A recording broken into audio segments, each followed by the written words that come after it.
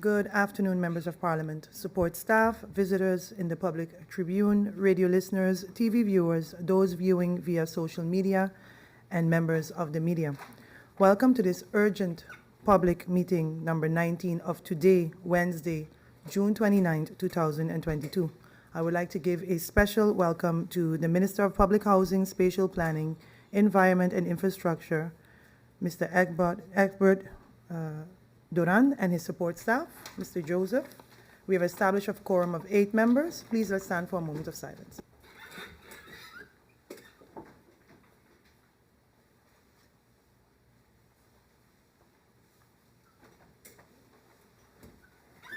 I've received notice of absence from MP William Marlin and MP Angelique Rameau. Is there any member of Parliament that wishes to have the floor for notifications?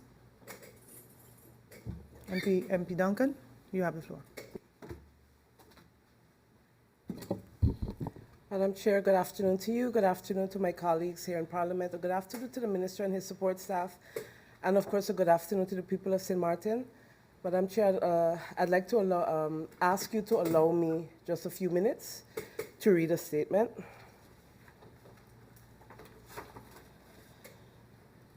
In 2018, it was my honor to join the National Alliance as a new candidate under the leadership of Prime Minister Sylveria Jacob. It was my honor to join a party whose track records on education, social protections, and labor I found paramount to the future development of St. Martin. It was my honor to be a part of the party of the late great Vance James Jr. and Edgar Lynch, the party on which my father also served this country with honor. I acknowledge that it has been an extremely difficult year for this government, trying to govern during an unprecedented pandemic and while under extreme political pressure. Over the last year, however, I have come to the realization that the party's general direction and approaches to public sector management, citizen engagement, and policy making often conflict with my core values. I have proudly served my country as a civil servant for the last 10 years, Madam Chair. I went abroad, like our students do annually, to receive an education and come back to work at government to serve this country. Ethical decision-making, transparency, and good governance are principles that I have always lived and served by. It is the bare minimum that the people of St. Martin deserve, especially in these challenging times. And so, after much thought and reflection, I hereby resign as a member of the National Alliance Party. I would like to sincerely thank the NA, the Prime Minister, the board, the members who supported me for an opportunity. I thank the faction as well. I will always have a love and appreciation for the people that built this party, the people that supported this party. It was the party that I grew up supporting. It was a party that I wanted to be a part of. But things have changed, Madam Chair, and so am I. And I look now to serve my country as an independent member of Parliament with integrity, respect, and honor. Thank you, MP Duncan. Is there any other member of Parliament that wishes to have the floor for notifications? No? Thank you. We have as agenda point for this urgent public meeting the final report of the Ombudsman regarding tendering and awarding process of the garbage collection contracts 2021-2026. This can be found under IS 1103, Parliamentary Year 2021 to 2022, dated June 28, 2021. We go over to the agenda point. Point of order, Madam Chair. Yes, MP. Thank you very much, Madam Chair. Emmanuel. Thank you very much, and good afternoon to everyone. Madam Chair Lady, I've taken notice of this meeting and also the response concerning the information that came out from the Ombudsman. I would like to make a request, if it's possible, to have the Ombudsman present in this meeting as well, if I have a few questions for Madam Chair. Thank you. Thank you, MP. Emmanuel, is there any member of Parliament that wishes to support Emmanuel's request? I see MP Peterson is in support, and then I'll move it further down for further handling that we put it for us to a vote. Oh no, yes. Okay, so let me continue then with the, I'd like to continue then with the agenda point, and then we'll handle it further down before we begin the meeting.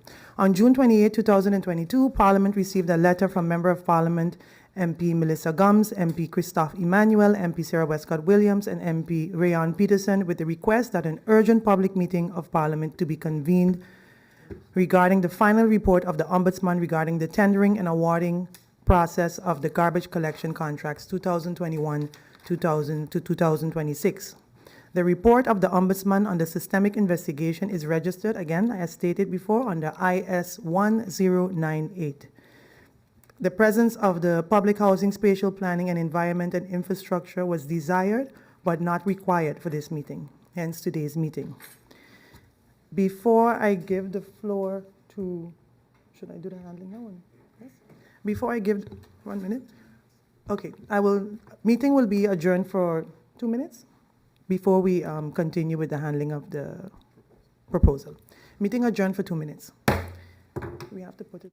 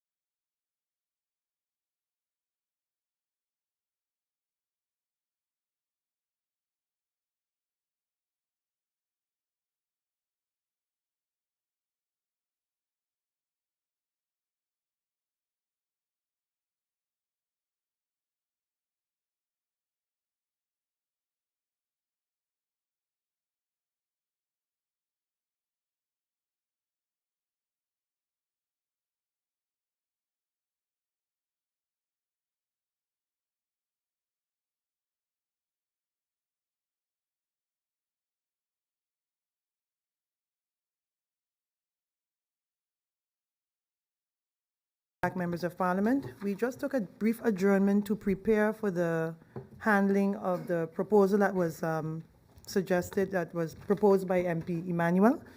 The proposal is to have to invite the Ombudsman to this public meeting. I would have to now put this to a vote, and I will ask the members of Parliament if they would like to have hoofdelijke stemming before I proceed. Hoofdelijke stemming? Anyone hoofdelijke stemming that is signed in? Hoofdelijke stemming, yes? Oh. Number 14, no, it's not going to happen. Point of order, Madam Chair. Yes. Number 3. Thank you, Madam Chair. A good afternoon to yourself, to the griffier, to the Honorable Minister and his staff, and to my honorable colleagues. And Madam Chair, just a clarification. With this vote concerning the Ombudsman, if we vote for, because I too wouldn't mind having the Ombudsman here for some clarifications, but I also do not want that to stop the meeting, and therefore I'm asking if voting yes for this proposal would then mean that the meeting would be stopped up until she has to come or whatever. So I just want some clarity on that. Thank you, Madam Chair.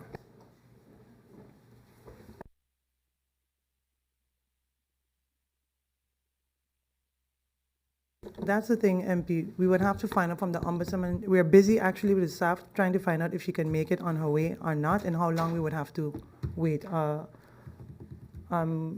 Let's start with the proposal and maybe give the floor. Let me finish. Start with the proposal. Let's pass that first, see if it's okay to go, and then I'll also give the floor then to the initiators to speak, and then if we have to adjourn to allow her more time to be here, then we will do the same thing. So with that, I would like to put this to a vote, and I'll give the floor over to, oh, sorry, yes, MP Bryson. Gotta fix that. Madam Chair, I think you maybe clarified it a little bit. If the proposal passes, is the intention for as long as the Ombudsman needs to get here that the meeting is adjourned, or do we want to maybe find out what the time frame on that is? I will, after the proposal is passed or not passed, I will then proceed by giving the floor over to the requesters of the meeting, let them discuss.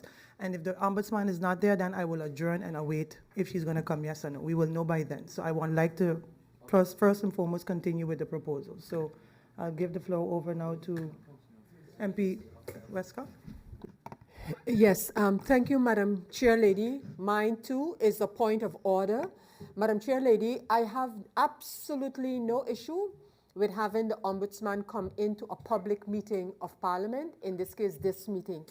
I just don't know in terms of the whole procedure and trying to get her in on the spur of the moment is the right way to go. Mind you, if this agenda point is to be called in the presence of the Ombudsman in another meeting, I have absolutely no, I am just not sure how it's going to work here with the minister who has been invited. The meeting has been called, and in fact, it was stated in the request that with or without the presence of the minister. So I'm just not, but I want to say this, if I could get confirmation that the Ombudsman is okay with coming here at this moment, then of course I would support her being here if the Ombudsman herself has no issue with coming here at this very moment in this very meeting.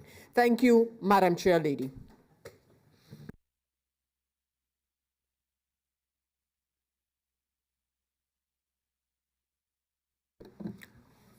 I'll adjourn the meeting for 2 minutes to clarify this. Meeting adjourned for 2 minutes.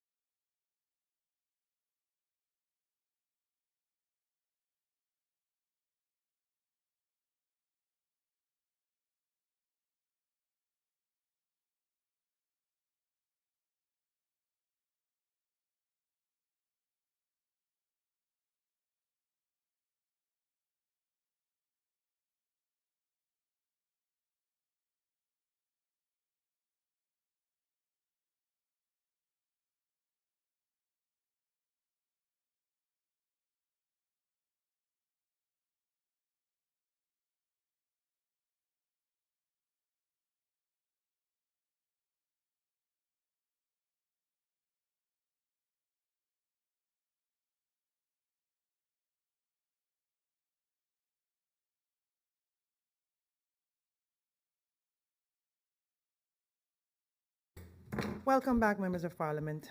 Apologies for the back and forth. I will give the floor over to MP Emmanuel to inform us accordingly. Madam Chair Lady, thank you again. Madam Chair Lady, given these circumstances as it is and based on some advice on the back and forth, I will retract that request and we'll put in a formal request to have the Ombudsman to come in and we'll answer the questions, Madam Chair. Thank you.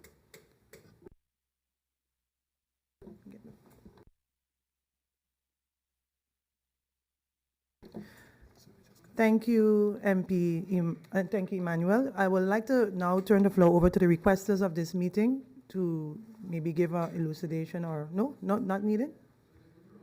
Yes. Go straight to round one? So, oh, okay.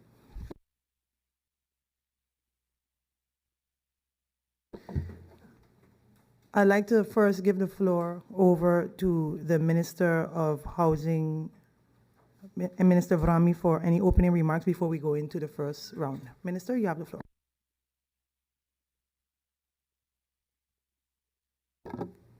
Thank you very much, Madam Chair Lady.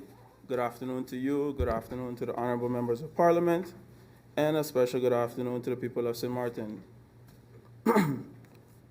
Madam Chair Lady, a statement was mentioned to me some time ago, and this resonated with me for quite some time. With great change comes resistance.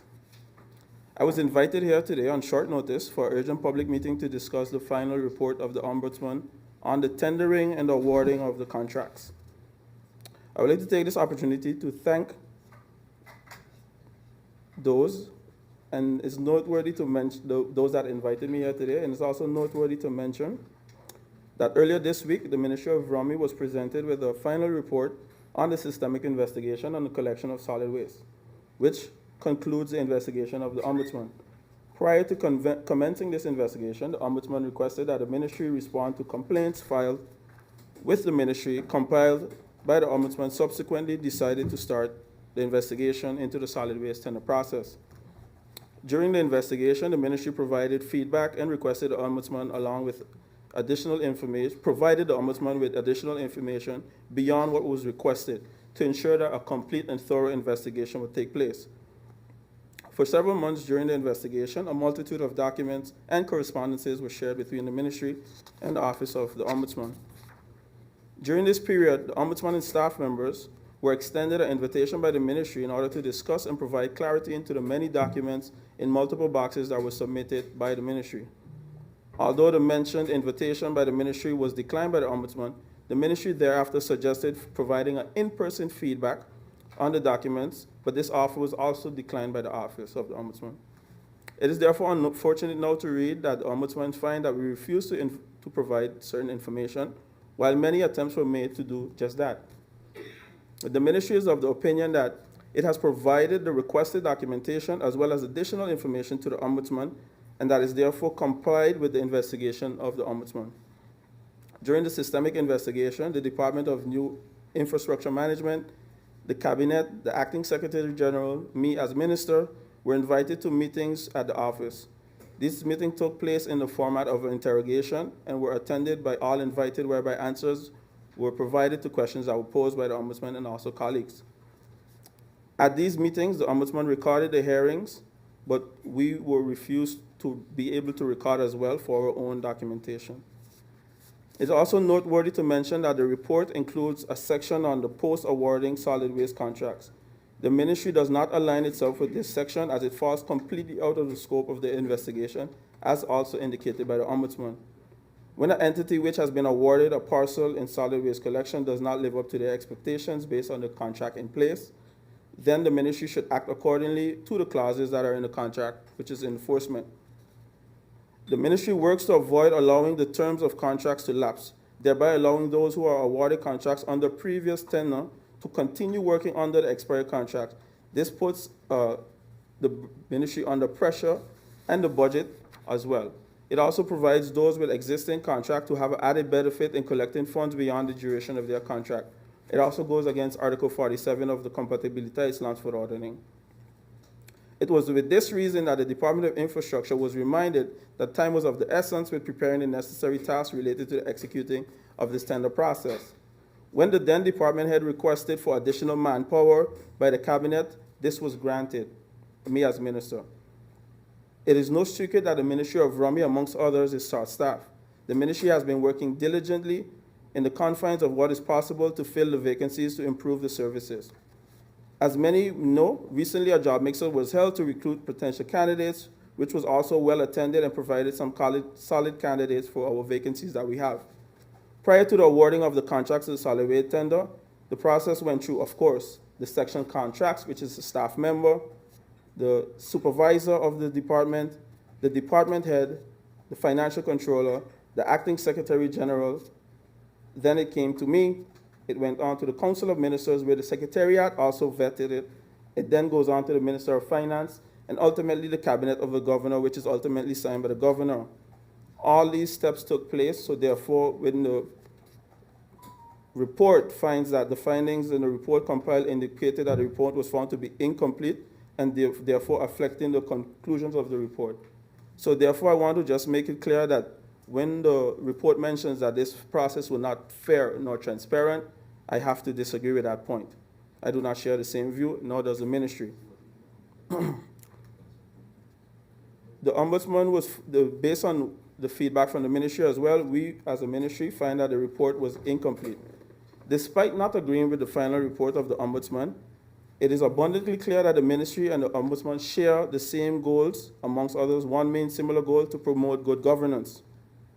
A tender procedure document was prepared in December 21 with a sort of policy that will be the guiding light for our procurement policy as a government on a whole.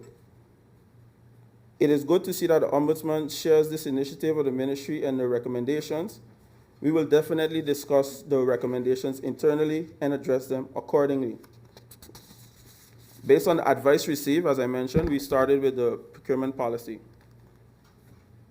Madam Chair Lady, just to give a highlight on how the whole situation transpired and why some time took place in terms of the lapse of the contracts, is because we went through a COVID-19 pandemic, Madam Chair Lady. We lost key staff within the Ministry of Vrommy, and specifically in that department. We had to then recruit staff. Some staff were working from home, and this all contributed to the contracts almost coming to an end. Madam Chair, we have hard-working contract managers that pushed through and got this to come to a reality. Right now, Madam Chair Lady, at the wastewater treatment plant, where we paid approximately 190,000 guilders per month, that has been cut down significantly, where we pay now approximately 50,000 guilders per month by the due diligence of the infrastructure department. Madam Chair Lady, I would like to close by saying, with great change comes resistance. Thank you for the opportunity, and I look forward for any clarifications. I also want to mention, Madam Chair Lady, that I did not get an opportunity to respond yet to the Ombudsman report before this meeting was called, which is normally the case. Thank you very much. Thank you, Minister Duran, for your opening remarks. I would like to now go to the first round and remind members of Parliament that the allotted speaking time in the first round is 20 minutes in the first and 10 minutes in the second. I have the first member of Parliament on the speakers list is MP Melissa Gums. You have the floor.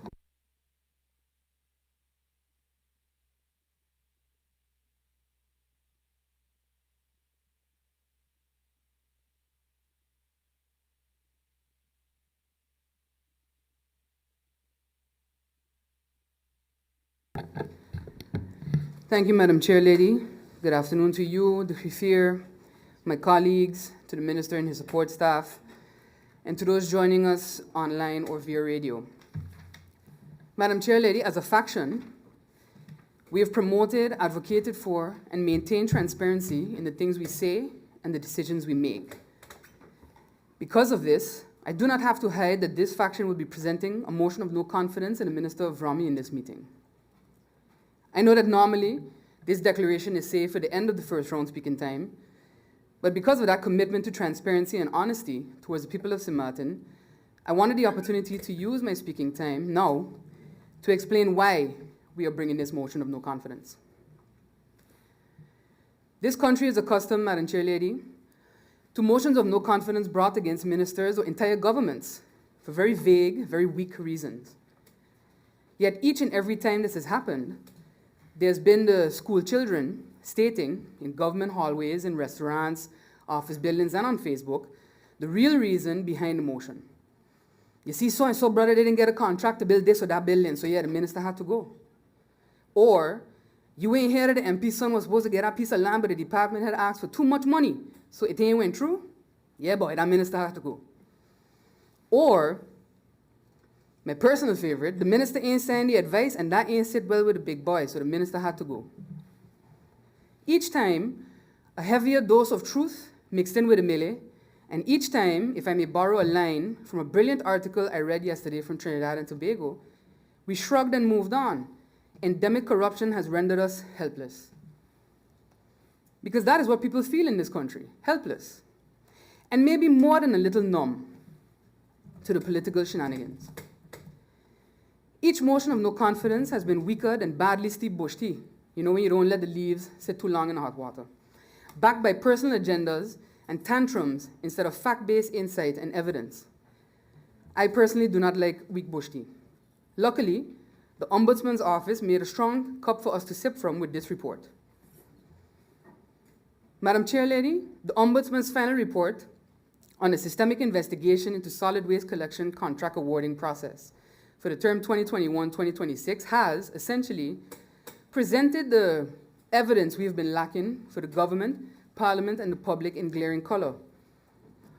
It is the latest, but the first hard copy display of a long trajectory of poor decision-making, a disregard for good governance, and a continuation of what I call the St. Martin magic trick. The right hand shows you the coin, and the left hand takes two from your pocket. Sometimes this magic trick has nothing to do outright with money, and everything to do with the way our existing system is and has been manipulated throughout the decades, showing the people one part good, while underneath there's two parts bad. Still, I understand that the report is long, 35 pages, and at times can be quite technical. So again, I wanted to explain for the public the parts of the report that drove the decision for this meeting and the coming motion.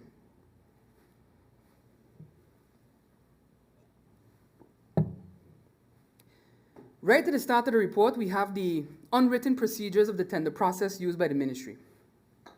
The Ombudsman later notes that the ministry indeed published a tender policy after the fact to handle issues like waste management contracts and other spending.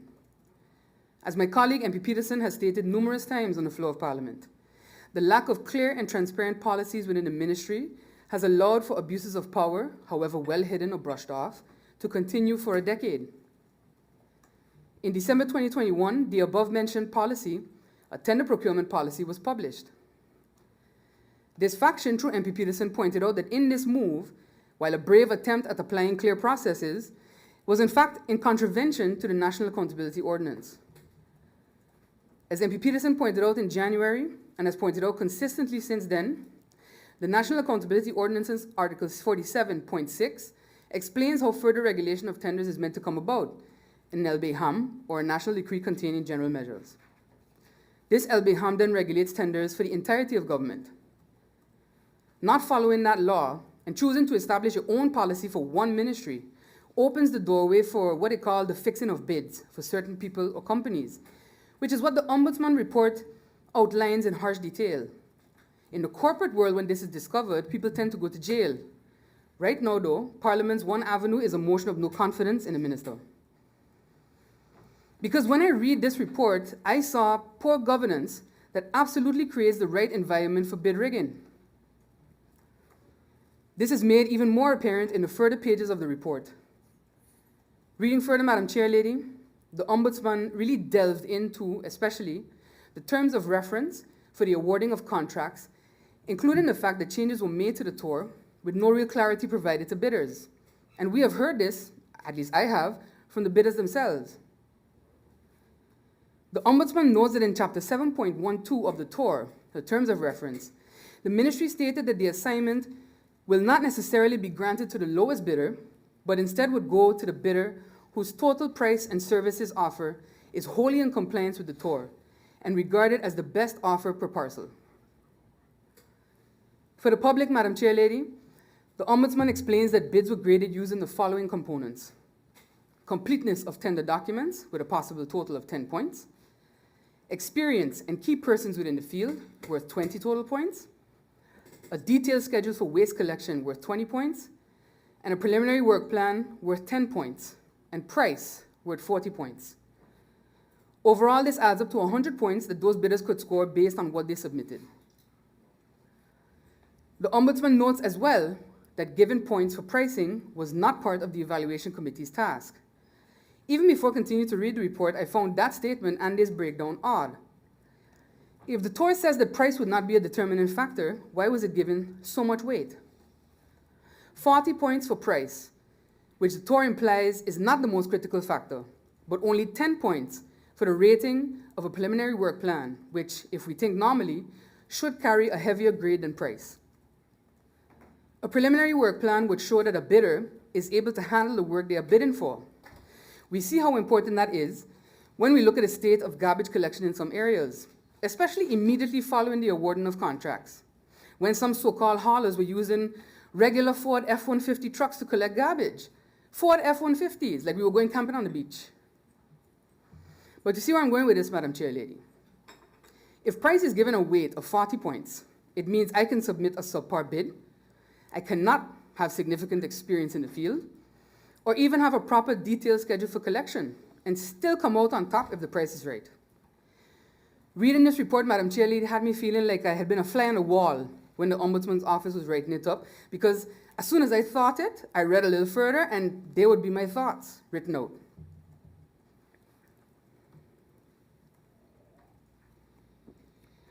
The Ombudsman, Madam Chair Lady, says, even though the TOR determines that the assignment will not necessarily be granted to the lowest bidder, but to the bidder whose complete price and services offer is fully and wholly in compliance with the terms of reference and regarded as the best offer per parcel by the principal, it has been observed that ultimately the pricing in general was the determining factor in which company won a bid, not the overall quality of the submitted bid.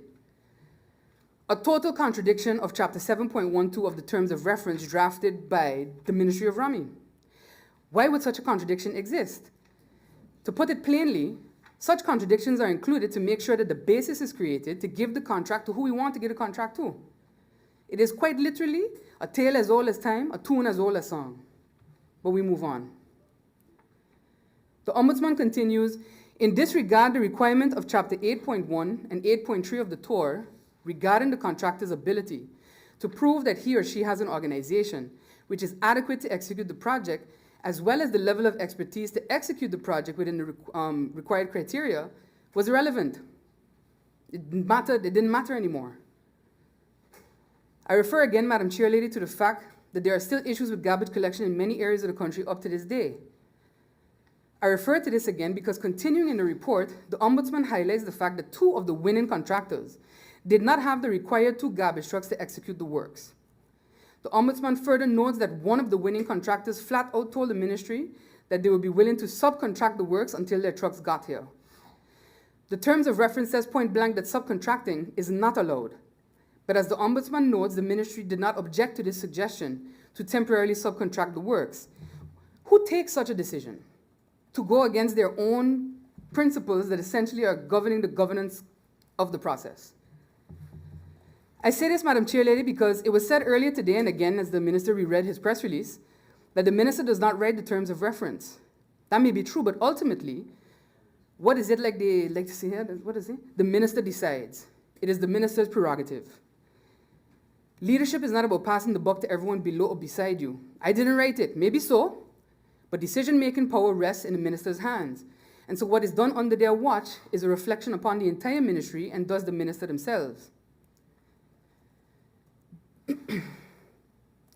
Madam Chair Lady, the Ombudsman noted that the evaluation committee's members in their interviews with her stated that the minister was heavily involved throughout the bidding process and that 2 cabinet members were, inexplicably, on the committee as well. The reason for this, given for this, is that the department is understaffed. But were there no other ministry employees that could have sat on this evaluation committee? When the Committee for Vineyard Heights was created, the ministry took an employee from a department that has nothing to do with who gets land. It seems that the clear conflict presented by having politically appointed cabinet members on the committee could have been avoided. Another poor judgment call, but I wonder if it was not by design. I wonder this because the Ombudsman states on page 17 of the report that there were some serious discrepancies regarding the provision of bank statements by 2 of the companies. These companies were initially disqualified for not having the required bank letters for the bid. For the public, Madam Chair, a bank letter when submitting a bid is meant to prove that your company can take on the risk of conducting business when it comes to waste management, and that the company has access to credit facilities based on their relationship with the bank in the event of an issue. The Ombudsman notes that a bank statement for one of the companies appeared out of the blue. Yes, the report literally says that, out of the blue. According to the report, it is stated that after the completeness check process was completed, a cabinet member of the committee appeared with a document stating that it was overlooked. Other members of the committee, not being cabinet members, indicated that this was not the case and reiterated that the company in question did not have the triplicate documents at the start of the process as required. I go back to my earlier statement of it being strange that cabinet members found themselves on the evaluation committee.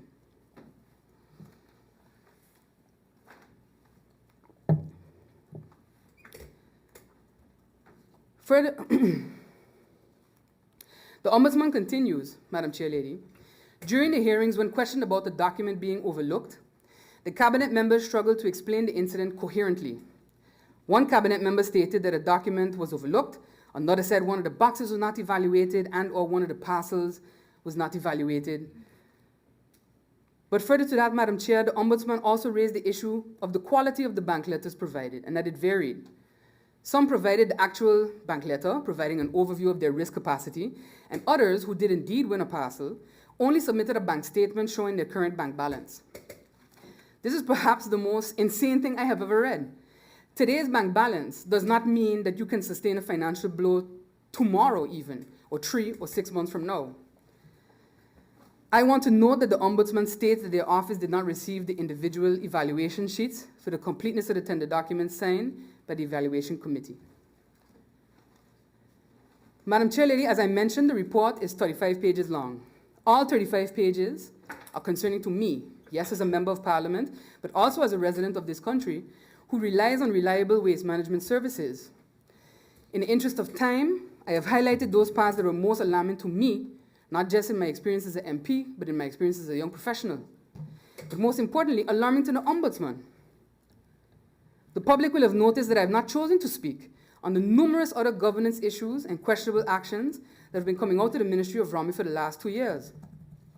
That's because today's agenda point was the Ombudsman's report on the garbage contracts, which has serious impact for the country itself, not just from a financial point of view, but from a health and social well-being point of view. But make no mistake, those issues are there, and as persons become more and more frustrated with what is happening, they will make those issues known. Madam Chair, in closing, I want to be clear about 2 things here. First, I want the public to understand something about the role of the Ombudsman and how that role relates to Parliament. I got many comments from persons who wondered why the Ombudsman's report was important because they ain't gonna do anything anyway. To make it clear, the Office of the Ombudsman as a High Council of State is there to essentially defend the people against misdeeds done by their government towards them. The Ombudsman, much like the other High Councils of State, produces reports and conducts investigations for the consumption of the public, government, and Parliament. It is not for these High Councils to do something with reports they issue. It is up to us as a Parliament to read the reports, draw our own conclusions, and act on the contents. This meeting right here, whatever spin certain colleagues may eventually want to put on it, is us doing our job and acting on a disturbing final report from our High Council of State. Secondly, Madam Chair Lady, and most importantly, it is not the intention for this coming motion of no confidence to cause this government to fall, unlike motions tabled in the past. Sooner rather than later, we must understand that this, a motion of no confidence backed by evidence and facts, much like our motion of disapproval last year, is part of the process of good governance and part of holding our elected officials accountable for their actions, decisions, and behavior. If government falls because a minister has been held accountable for actions and decisions that have occurred under his watch, then I want the people of St. Martin to know that this happens because people allow their egos to lead them instead of common sense. I urge the people to keep this in mind today, tomorrow, and every day thereafter. Your government is accountable to your parliament. Your parliament is accountable to you. I can say the quiet part out loud, Madam Chair. If we reward detrimental behavior by turning a blind eye, We are spitting in the face of the people of St. Martin and daring them to hold us accountable at the polls. That's all for me in this first round, and thank you, Madam Chair Lady. Thank you, MP Gums. It appears MP Gums is the only speaker in this first round.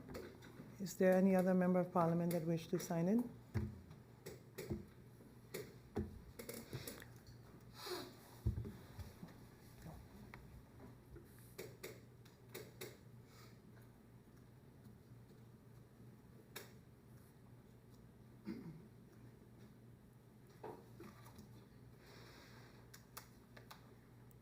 Next on the speakers list, we have MP Peterson.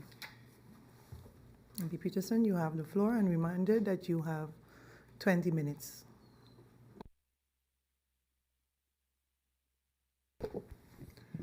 Good afternoon, Madam Chair.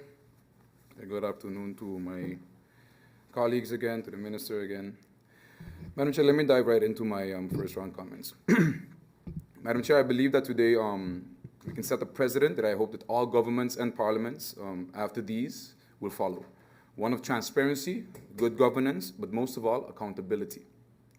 Too long, people of St. Martin have been plagued by this mindset that has caused so much damage throughout the years, even when we were part of the Netherlands Antilles and as a new country. Before I go into my statement, I would like to take a moment to focus again on what the role is of the Bureau of the Ombudsman. Because after seeing the minister's reply, not only in the report, but also through the press release yesterday and what I'm hearing today, I get the feeling that we don't really understand what the role is of the Ombudsman. See, some of my colleagues might disagree, but the role of the Ombudsman is a very, very critical one within this country. This stems from the laws for ordaining Ombudsman. This national ordinance states that we as Parliament pick the Ombudsman for a period of 7 years. Then the law goes to explain what the authority is of the Ombudsman. As the High Council of State, the Ombudsman has the authority to investigate any and all objections and complaints coming from the people of St. Martin against their government. Therefore, the sentiment that the Minister, through you, Madam Chair, came with is that the Ombudsman handled outside of the scope of her jurisdiction is just preposterous to me. Never in my life have I seen somebody be wrong and strong to that extent. The Ombudsman issued a final report as per Article 21 of the same national ordinance that I just mentioned. She did her job, and she did it well. So now it is up to the body who placed her there, Parliament, to act. And as a member of Parliament, I cannot sit and stay quiet while such a negative but very conclusive 35-page report has been provided to us as Parliament by the Ombudsman. What we are doing today is Parliament doing its job by law. On October 20th, 2021, this Parliament passed a motion of disapproval against the same Minister, through you, Madam Chair, for his questionable actions. Up to today, that same motion was played with. At no point did the Minister return to answer all of the concerns in that motion, but instead was given an easy way out, of course with some help from some of my colleagues. The Minister's refusal to come to Parliament the last couple of weeks was also noticed by this Parliament. When the motion of disapproval passed, we explained that this is the way that we think we should demand accountability from our ministers. The whole point of such a motion was not to play games and send the minister home without giving him a fair chance to fix the issues. But we also explained, should this not be the case, then we will have to come with a harder motion. So Parliament has to follow up and stay on the minister to fix these issues, which we did. Now, today, almost 9 months after, I can honestly say that I am of the opinion that the minister cannot fix these issues anymore. And ironically, since then, more and more problems surface. Between the issues in GB, or the issues going all the way to Beacon Hill and Mullet Bay, I don't even know where to start. And it's even more funny to hear the minister mention, through you, Madam Chair, the compatibiliteitsverordening, but fail to mention the most important part of that law, which is Article 47, Section 6. We do not have an LB-HUM. So everything that the minister said about the tender is fine and dandy, but the report from the Ombudsman was also clear. The LB-HUM has to be in place. But that's just one of the many issues. The issues coming from this ministry don't only come from the minister's decisions, through you, Madam Chair, but these issues also stem from the current regime in Vromi, under the minister. This is not only alarming when it comes to the decisions that are made, but also alarming when we look at the internal issues of the ministry itself. Reports of civil servants being threatened with warning letters and suspensions for simply doing their job, just because it's not what the minister wants, allegedly. More than 8 persons I personally know have left the ministry within the last 2 years, more than ever. The ministry is being run like the Gestapo, where disobedience is rectified with a strong hand. And sadly, this has been facilitated by the management team within the ministry as well. But you see, that is sadly what happens sometimes when certain persons maybe receive a parcel of land, especially when they're in a department head position. If you choose to accept something from the minister, you might see a trend of them also following the minister's wishes, a little bit more than usual, in which the regular rules and regulations of the department normally gets put in the back seat. Take domain affairs, for example. A young professional was hired to lead the department last year, but within a year was already told that she had to be let go, with no midterm evaluation whatsoever. But in that same breath, the head of another department strategically was placed as the acting head of domain. Ironically, that same department head received land in his name last year, and also has no expertise in regards to the department. So why wasn't someone from domain picked to be the acting head, as was usual, but somebody from a totally different department with no experience whatsoever when it comes to this very specialized department head role in domain affairs? Coming from that ministry and that department, I know exactly what the train of events had to lead to, and I am not here to sugarcoat it today. The VROMI management team, and in particular also the acting secretary general, have also been the ones responsible for what, to my opinion, can only be specified and qualified as blatant nepotism shown by the minister and his cabinet. Issuing land to your close relatives, making sure your close relatives have contracts in GB. Blatant displays of conflicts of interest are being shoved under the rug by this coalition. A minister literally said that he found a way to circumvent a conflict of interest, and we do not sound the alarm. Country for sale, some might say. At some point, it needs to stop being about the optics. This is not opposition trying to send home a coalition minister, although most coalition MPs have strategically decided to maybe not vote for the motion of disapproval and therefore will not vote for this motion of no confidence. But that is all political games. That is not why we're here today. This is about the people getting the transparency and the accountability that is expected from our executive branch and nothing else. We can no longer ignore the cries of the people of St. Martin, especially since now it has been made official on black and white by our High Council of State, the Ombudsman. Madam Chair, I am nearing the end of my comments in the first round, but I would also like to take a moment to make the public that is listening wary, for them to pay attention to what is currently happening and to what might happen. You see, as one of the requesters of this meeting, I know that the intention of this meeting was not to have a back and forth with the minister in regards to questions or whatever. But I can guarantee you, knowing how politics is played, that we might get a bombardment of questions coming to the minister, which would then result in the minister saying that he might need some time to come back to Parliament. Although we all understand, as of this moment, how urgent this is. But I am not here to speculate on that. So let me round off my first round by saying this, Madam Chair, to you. It is in no way the intention of the PFP faction to drop government, as this is specifically aimed at one minister and not our Prime Minister or any other minister at that. PFP is not here to play games, to send ministers home, and to help choose who the new minister becomes for personal gain. If this motion passes, I personally do not want to even know who would be the next minister, because I am not a part of the coalition. But what I can do is warn the future minister of Romi as well, because if we can promise you one thing, is that the next minister of Romi will also face the same scrutiny as this minister did, if he or she decides to be part of the corruption show. And that'll be all for me for now, Madam Chair. Thank you, MP Peterson. Next on the speakers list, we have MP Christophe Emmanuel. You have the floor.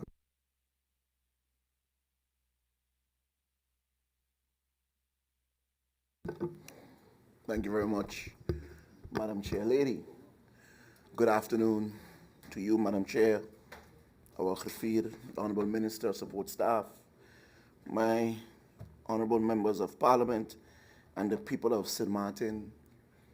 Good afternoon.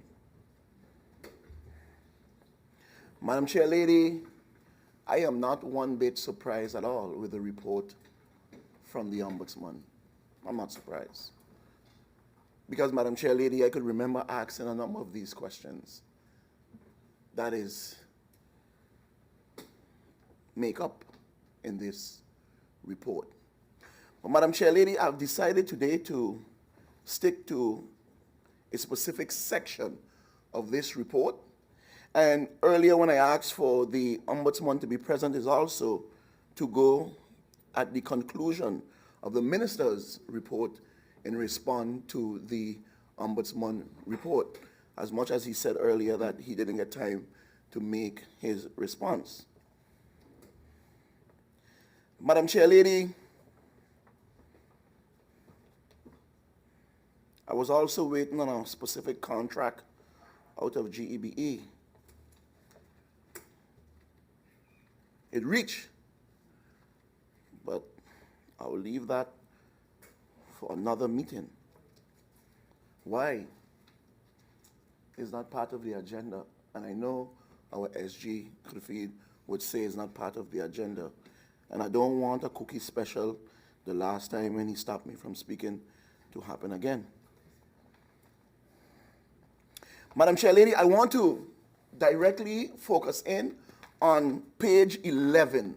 And my colleague, Mr. Peterson, said he wanted people of St. Martin to pay attention. And that's exactly the same thing I want, Madam Chair. This is not my report. This is a report from the Ombudsman, Madam Chair Lady. And it says on page 11, minutes information meeting, 8th of January, 2021. Madam Chair, it goes on. The Ombudsman says, the minutes of the information meeting forms an integral part of the bidding documents. As this is a general meeting where information in the terms of reference, TOR, and the procedures are clarified, and any deviation to the terms of reference are established. Madam Chair, it goes on to say, although the meeting was held on the 8th of January, the minutes of the meeting was sent to the interested parties on the 19th of January. Madam Chair Lady, I'll repeat that over. It says, although the meeting was held on the 8th of January, the minutes of the meeting was sent to the interested parties on the 19th of January. Madam Chair, as an integral document for the bidding process, establishing and sending the minutes to participants means that as of that date, participants are duly able to make informed decisions on the parcels they are going to bid on from the date of receiving this document on the 19th of January. It goes on to say, Madam Chair, during the meeting, some information was conveyed that was later rectified. Due to not being correct, or the information changed between the time of the meeting and the minutes were sent. Madam Chair, I have to read that part over. It goes on to say, during the meeting, some information was conveyed that was later rectified. Due to not being correct, or the information changed between the time of the meeting and the minutes being sent. Madam Chair, the adopted information was added as part of the minutes. Madam Chair. Madam Chair, I remember during the budget when I asked certain questions and the answers to come, it was deemed confidential. It was deemed confidential, Madam Chair. Couldn't get it. Had to go upstairs, the Khrifi take out the documents, and you could have just review it. You could have just review it, Madam Chair. That's why I'm saying I am not one bit surprised. I'm not one bit surprised. Madam Chair, I'm going to start over reading the minutes. It's my time. The minutes of the information meeting forms an integral part of the bidding documents. as this is a general meeting where information in the term of reference and the procedures are clarified, and any deviation to the terms of reference are established. Although the meeting was held on the 8th of January, the minutes of the meeting was sent to the interested parties on the 19th of January. As an integral document for the bidding process, establishing and sending the minutes to the participants means that as of that date, participants are duly able to make informed decisions on the parcels they are going to bid on. From the date of receiving this document on the 19th of January. During the meeting, some information was conveyed that was later rectified due to not being correct, or the information changed between the time of the meeting and the minutes were sent. The adopted information was added as part of the minutes. However, it was not clearly distinguishable from the minutes itself. Madam Chair, this is a report from the Ombudsman. And you know, we could throw in other pronouns, a High Council of State. Madam Chair, the added information was added as part of the minutes. However, it was not clearly distinguishable from the minutes itself. The purpose of the minutes is to establish what was said during the meeting. If information conveyed during the meeting need to be corrected, this should be clearly communicated, example, as an attachment to the minutes. Madam Chair, the principal points concerning regarding the minutes relevant to this investigation will be highlighted below. And it goes on in 8.1, one parcel can be awarded per family or per household. If changed, this will be a decision of the COM. This is in the meantime has been removed, Madam Chair. Madam Chair, the Ombudsman report is saying this in the meantime has been removed. The first sentence is a requirement as it stated in the terms of reference, which was reiterated in the information meeting on the 8th of January 2021.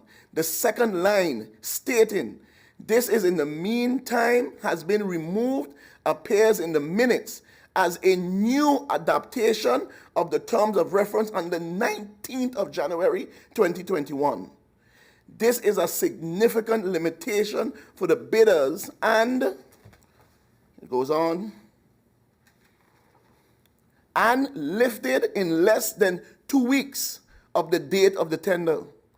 This is a short time frame for affected bidders to adequately adapt and submit more bids. During the meeting, it was mentioned that Chapter 10 of the Terms of Reference, titled Document Requirements 13, will be removed. In the minutes, this was stated to be incorrect. Requirement 13 is still in the Terms of Reference and must be submitted by addendum 2, dated 26th of January 2021. This requirement was removed from the Terms of Reference. This is another essential requirement. The retraction subsequent reinstated only to be retracted again of this requirement shows that these key elements were not clear to the ministry, which resulted in subsequent miscommunication to the contractors. During the meeting, it was mentioned that Chapter 16 regarding the performance guarantee was removed from the Terms of Reference. The minutes corrected this statement. This requirement will remain in the Terms of Reference, another example of inconsistent conveyance of information regarding the requirements. Madam Chair, Madam Chair, when the Ombudsman says that the bidding process 2021-2026 was not clear and transparent, but look at it in the minutes, Madam Chair. Just read the minutes.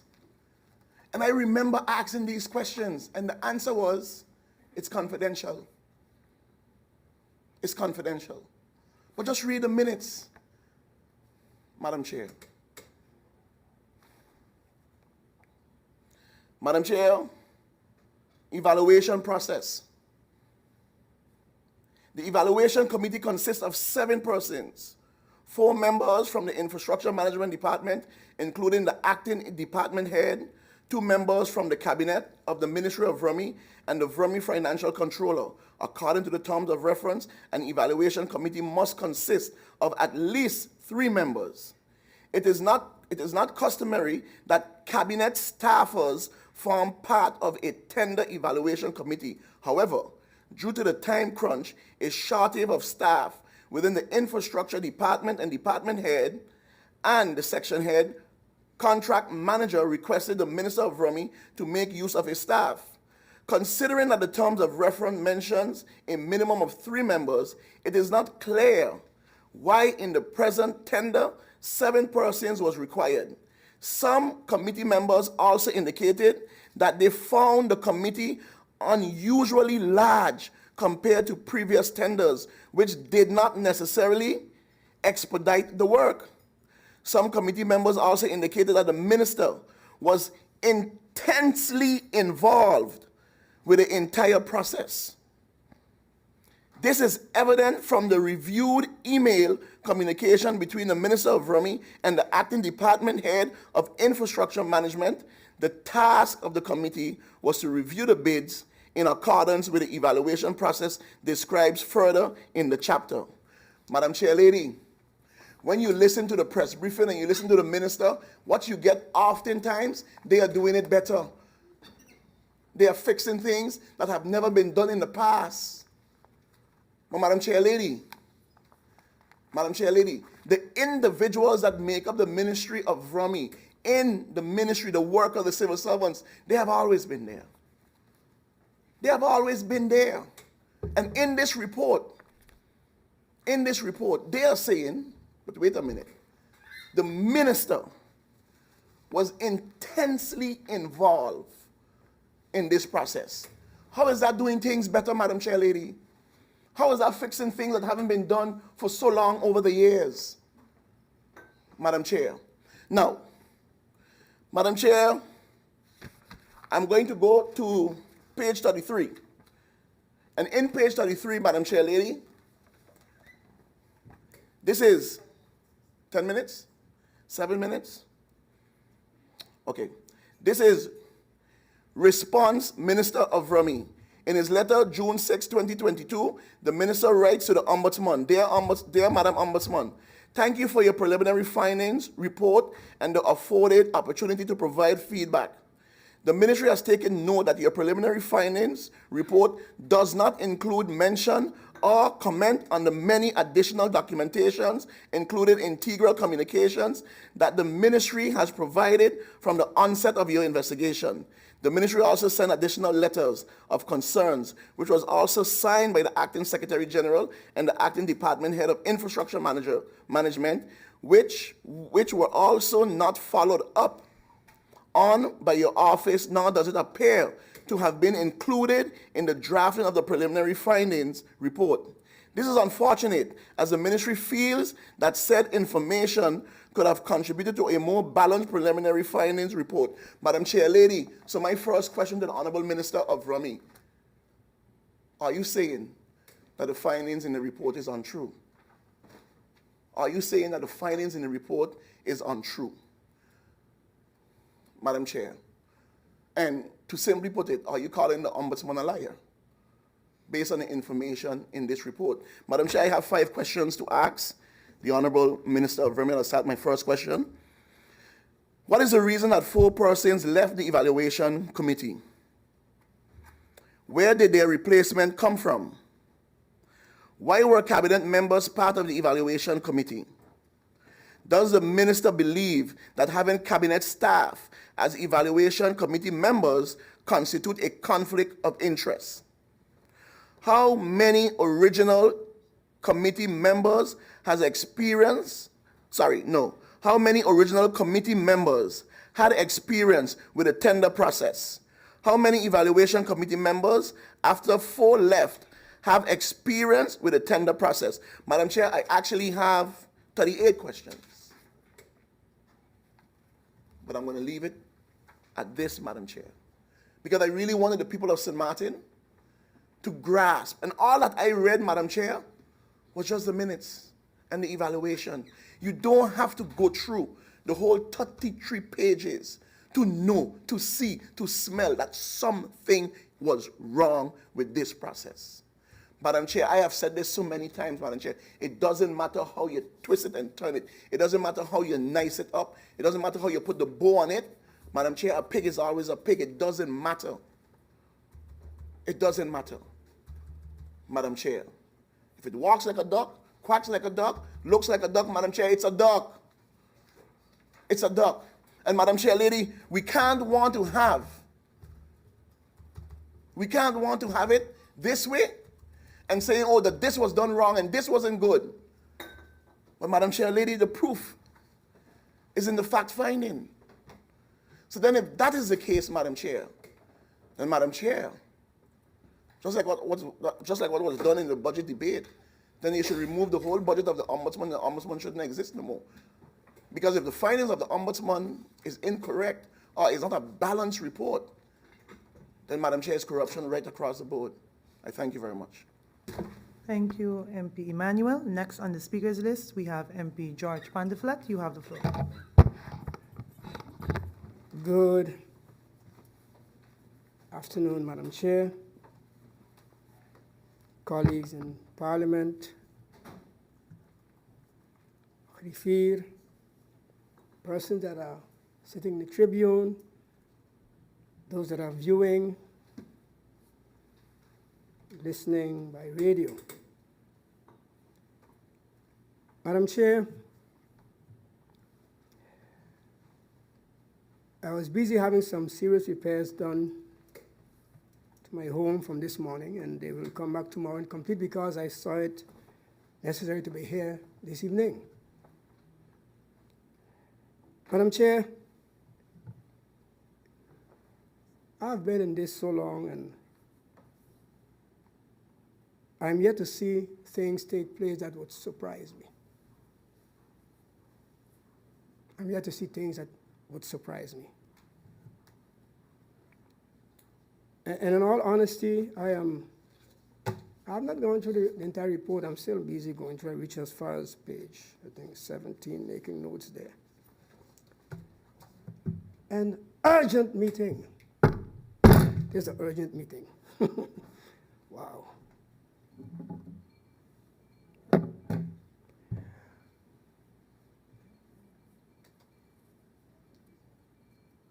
People on St. Martin, Madam Chair, are going through some extremely challenging times.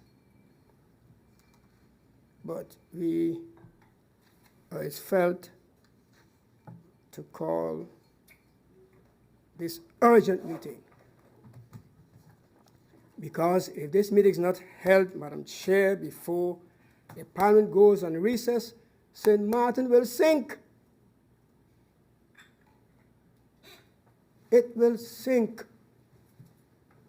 Madam Chair.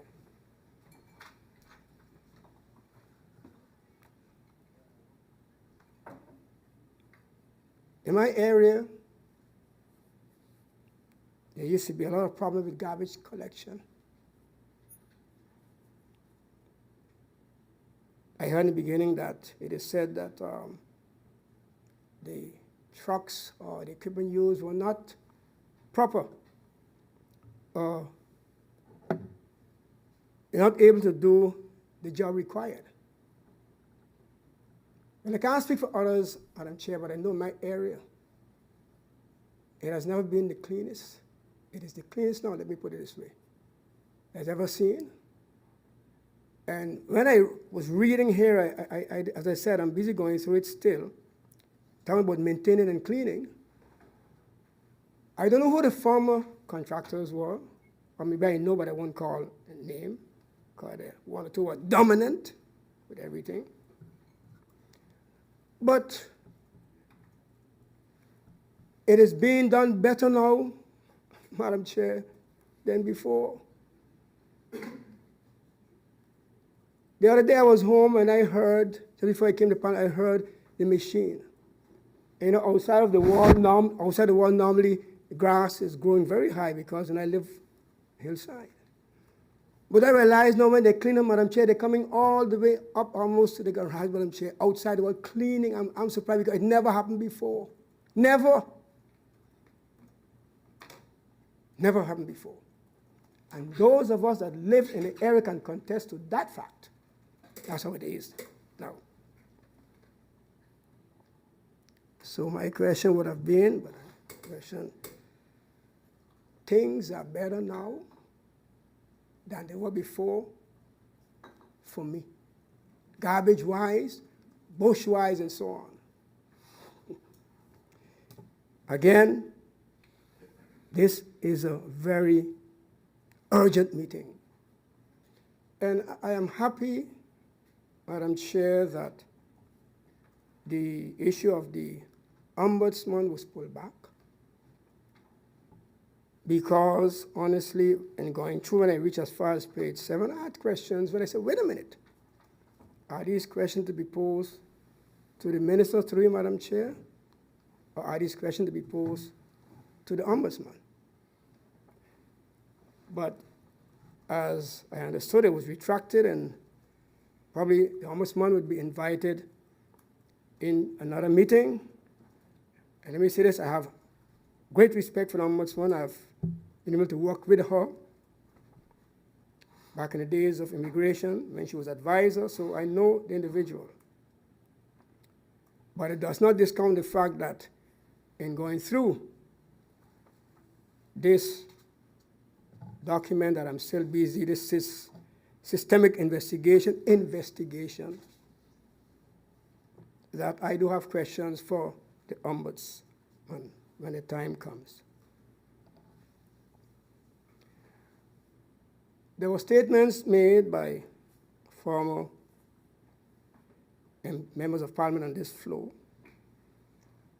And if it was possible, on my side, I would have asked for a report to be drawn up by one of my colleagues who was also, and it was said on this floor today, who was a former employee of Domain Affairs. So they have quite an insight into how things operate in there. So I would have loved the opportunity to ask that individual to make a report as to how things function there before the minister that is there now got in there. Some seem to be confused or bothered by the fact that the minister was intensely involved. Well, don't be intensely involved, because the buck stops where? Where does it stop? When I talk to persons out there, yeah, but the minister. Oh, there, but the minister. Oh, but the minister. So he should not be intensely involved. He should do hands off. That's why we're getting our blows up with some of the companies, because we have hands off. Madam Chair, the airport is a prime example of that.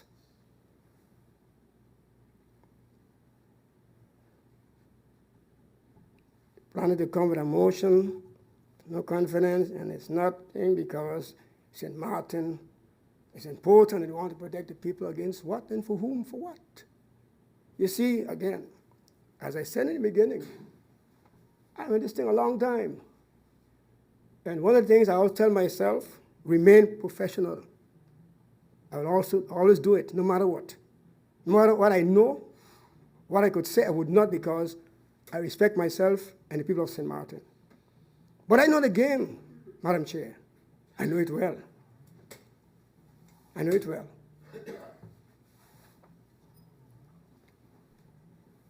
So yes, the intention is not to cause the government to fall, but, and I smiled because we attended, my colleague was there, the meeting of the president of the CFT. And one of the things they mentioned, how many governors said? 5 or 10 governments within a span of about 10, 11 years or whatever. And I said, there we go again. They always fell us in our face. But that's another matter, Madam Chair.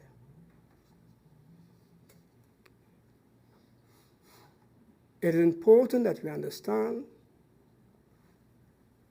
that what is taking place here, Madam Chair, when you find yourself going into, let me use our probably colloquial Caribbean slang and say, the English would say a wasp. We would say jaspania. Because on more than one occasion, Madam Chair, through you, the minister made it quite clear of what he encountered when he became Minister of Romy. But of course, it is easy to say, you know, you have to do it this way or that's wrong and so on, and it's not correct. It's fine. And the Ombudsman is doing her job, and I would not say anything against that. But as I said, there will be questions for her when the time comes.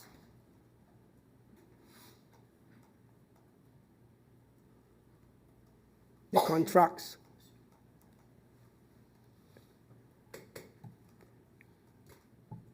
The ones that were signed were 21 to 2026. So I think it said it is 5 years. And unfortunately for me, Madam Chair, I don't delve too much into those things that are more on the part of finances and so on, because, and I always tell myself, what is this fight of Romy, boy? Anyhow, as I said, I'm more on the financial side. I want to see if we can get money and so on. And things are being put in place to get money to collect what was not being collected for quite a long time neither. Madam Chair, with the same minister, Madam Chair. Funds that were not being collected for are being collected now.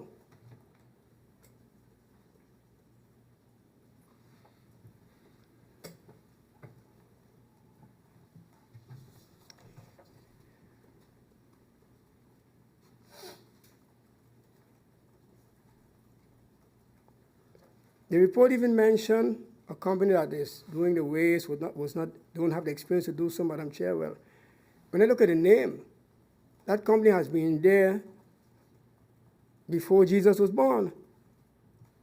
So when was it discovered? When was it discovered now that they're not capable? Madam Chair, since this minister is there, now you find out that the company is not capable of doing the job? I don't understand that. I don't understand it. The company is over 40 years there doing this kind of work, so I don't understand it. But apparently, Madam Chair, they should have not have been awarded the contract, then I don't know. The report talks about missing bank statements and so on, and pricing. Madam Chair,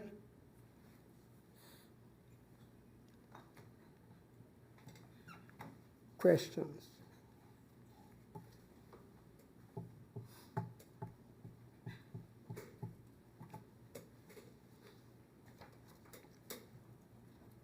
Going forward, what is happening now? Things that were not being done properly in the past, Madam Chair, are being addressed because of those who were there before didn't address them. And keep in mind, I can't remember what the minister said in the beginning about when change comes, I should have written it down, but it's correct. Resistance, that's correct. You bet on that, because why? You are messing with my what name again? The cow. I can't remember that name at all. Not the golden calf. My cash cow. Yeah. You're messing with my cash cow. Yeah. That's the problem. People of St. Martin, I don't be fooled. Do not be fooled of the real intention behind what is taking place today. As I said, I was busy home with some serious repairs that were being done, and they're not completed as yet, but I said, come tomorrow morning because I must attend this important meeting. Come back tomorrow morning and see how you all can finish up. Questions?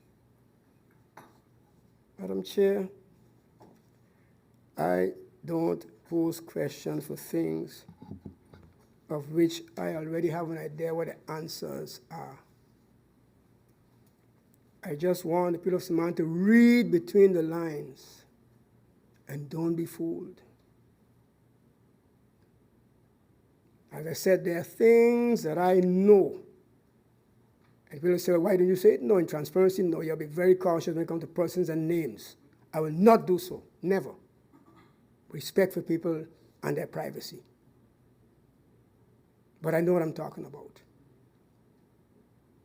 When I speak, I have the facts. When I write, I have the facts.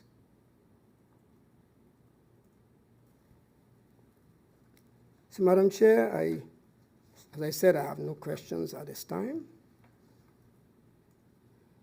I will see how this meeting progresses. And I yield the floor. Thank you, Madam Chair. Thank you, MP Pontiflat. I see MP Bryson is making his way over to the speakers list. I'll give him a few minutes before he goes over. MP Bryson, I will adjourn for 3 minutes. Meeting adjourned for 3 minutes.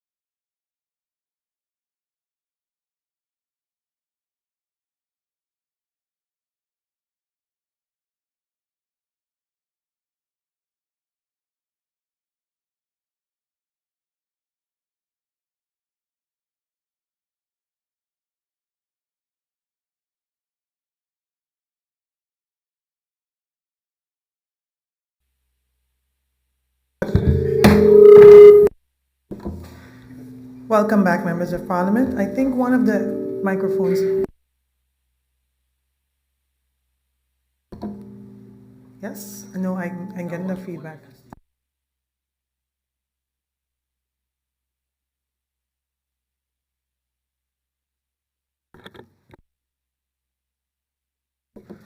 Again. Check, 1, 2. Yes. Okay, now, much better. Welcome back, members of Parliament. We just took a Check. brief, short adjournment, and I would like to now turn the floor over to MP Bryson. MP Bryson, you have the floor. Thank you, Madam Chair. Good afternoon to you, to the Secretary General, to my colleague members of Parliament, and the Honorable Minister of Vromi, those in the Tribune, and those following this meeting by various forms of media. Madam Chair, I would like to just start off by urgent meetings of Parliament. Of course, we know that they're requested, they're called, and so on. But I think, especially considering a 35-page report, but also the fact that there were not one, but two, but three meetings today, I would like to caution that in the future, it is important to make sure that the operations of other committee meetings and other tasks of the members of Parliament are taken into account. I think the urgency is clear, but when I read even the requester's letter, even they say, hey, you know what, if we even have to go into the recess in the first week, it's okay.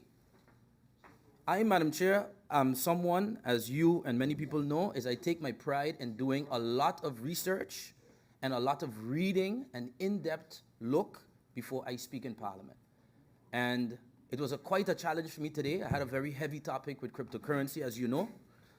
But to the best of my ability, for that reason, there are even more questions that pop up because I can't do my own research.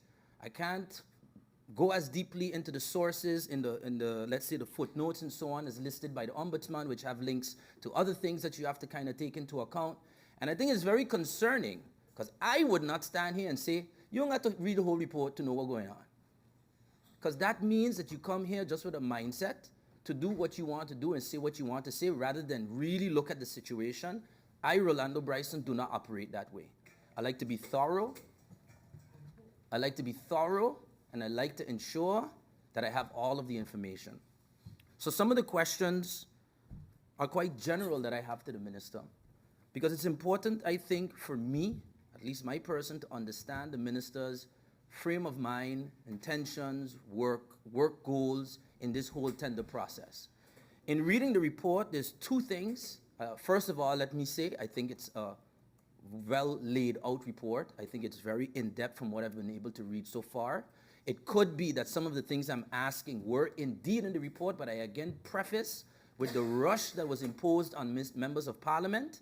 It does pose a challenge for me to read. I did not come from the Ministry of Vromi. So it is something that is not as exactly familiar to me as, let's say, the Ministry of Tiat, which is a ministry I came from. So some people can just snap their finger and create a speech based on something out of Vromi the same way I could do so with any report that has to do with tourism, the airport, the harbor, business license, anything. I don't even need to read before that. But right now, let me start by asking a general question to the minister. Would you agree, Honorable Minister, through you, Madam Chair, that in this tendering process, there were some things that could have been done better? Would you agree that there's room for improvement? If you could go back, there were some things maybe you would adjust or do differently. That acknowledgement is important for me today. Because indeed, the role of the Ombudsman, I think some will use it as, yes, I got a stick now, I could hit Gerendi because, I got to come after him. Some will use it that way.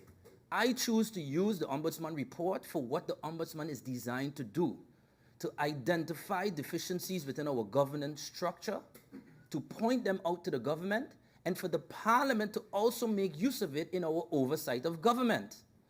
That's what it is.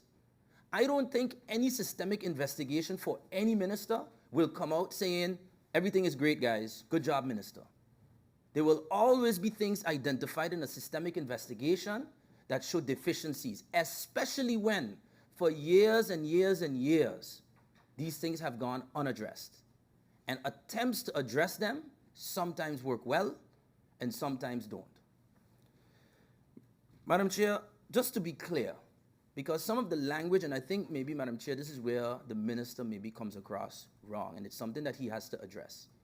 Does the minister feel that pointing out certain aspects of the report that he just simply cannot objectively agree to, does that mean he is dismissing the Ombudsman? Is he being disrespectful to the Ombudsman? Or is he within his rights, with the procedures laid out by law, to say, I thank you, first of all, for your report. You conclude the letter by saying, definitely a lot of things we'll take into account, but in between, Madam Chair, does the minister feel that he is indeed within his rights to just highlight some of the things that he does not agree with, which can probably create a dialogue, which I saw in the report, or earlier in the, I think it was in the press statement, where there was an invitation to probably have a dialogue to understand, wait, maybe we're not quite understanding each other well right here. Maybe that's not something that the Ombudsman does. Maybe there's no room for that. But nonetheless, I think that part of really being able to point out that no, Ombudsman, with all due respect, Honorable Ombudsman, this is actually what I have in with the information that I have. So I think that needs to be clarified, because it can come across like if the minister says, well, no, actually, for example, I'm just saying something, it was 5 contracts, it wasn't 6, that means he's disrespecting the Ombudsman. I don't see it that way. So I would like clarity on that for sure. What this report shows me is something that I know we have had for a long time. Unaddressed issues that have been left unaddressed because it advantaged certain people in the past.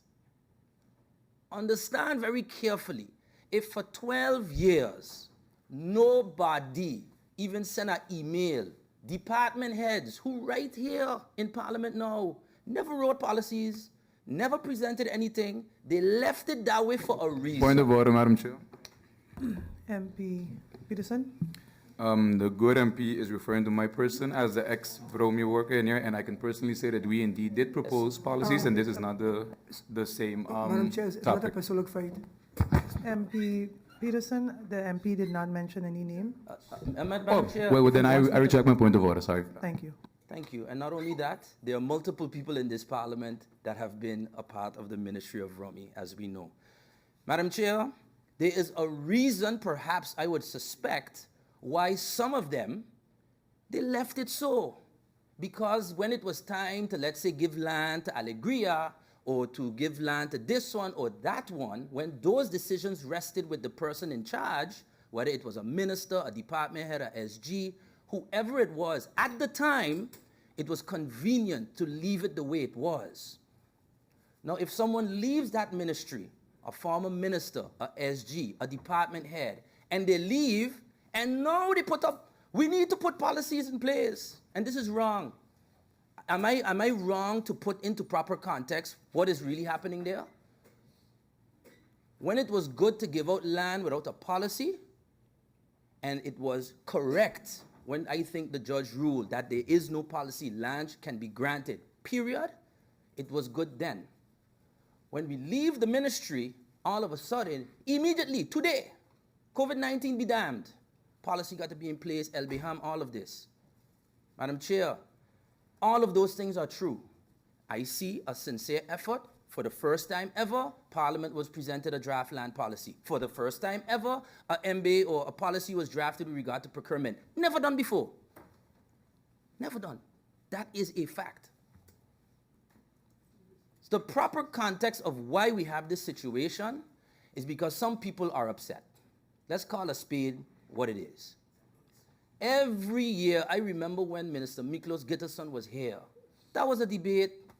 Why he award this one? Why he award that one? Why he award that? Every time we got to hear the same thing. If it's not for district cleaning, it's for garbage, because if the same people don't get what they want, then there's a problem with the system for them, but not a problem with the system that the government has, because they don't care about the system. And guess what? That is the nature of business. So it's in their right to be mad. It is also the responsibility, which I will acknowledge, for the minister to try to fix the situation. But when you come into a situation where some people want to keep the status quo, you think you get an immediate cooperation? I myself am in a situation right now where, because I tried to change the status quo, I am demonized. All of a sudden, I is no good. All of a sudden, I'm not a good leader. Because this is what happens when you are a disruptor. And I see the minister making some very, very effort. His problem, I think, in honest criticism of the minister, is perhaps his delivery. Minister, I am going to console you today as MP Bryson and your friend Rolando Bryson. Sometimes you don't come across the right way. And that is something you have to acknowledge. Your delivery in the manner in which you might have responded to the Ombudsman does leave something to be desired. And that is something I want to hear the minister at least chime in on. Where are we going with that aspect of it? I have seen, for example, Minister Richardson, who also, in trying to implement new immigration policies, came across like somebody that's completely anti-foreigner and has since made adjustments to properly explain the population why they do the things they do. I do have to say, I look forward to getting that from the minister going forward. Madam Chair, this issue of minister intensely involved, I got to laugh because it's this parliament gets mad when the Prime Minister says, hey, we have to have certain arm's length. No arm's length. Go get involved, fix it now. Fix the airport now. Fix GB now. You the minister. You have a situation, according to the report, I see a very clear situation of time pressure. Not I say so, read the Ombudsman report. You have a bid that needs to not just go out as a terms of reference, that needs to be evaluated, that needs to go out. You don't only see that. What you see is that come March 1st, if you don't have companies in place collecting garbage, the garbage will be on the street. That is the way it works. The contracts are over, and we know how it is with the governor to try to get extended LBs, etc. That doesn't work anymore. March 1st, get it done. Speaking of the governor, Madam Chair, through you, did the governor have to be involved in this in any way? And what was his involvement? What is his role? What is the feedback the minister received from the governor throughout this process?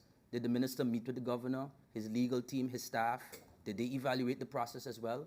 Because yes, I have my political concerns about the role of the governor from a kingdom perspective, but I understand the role of a governor in being that last line of defense to look at the legalities and different aspects of such things as national decrees.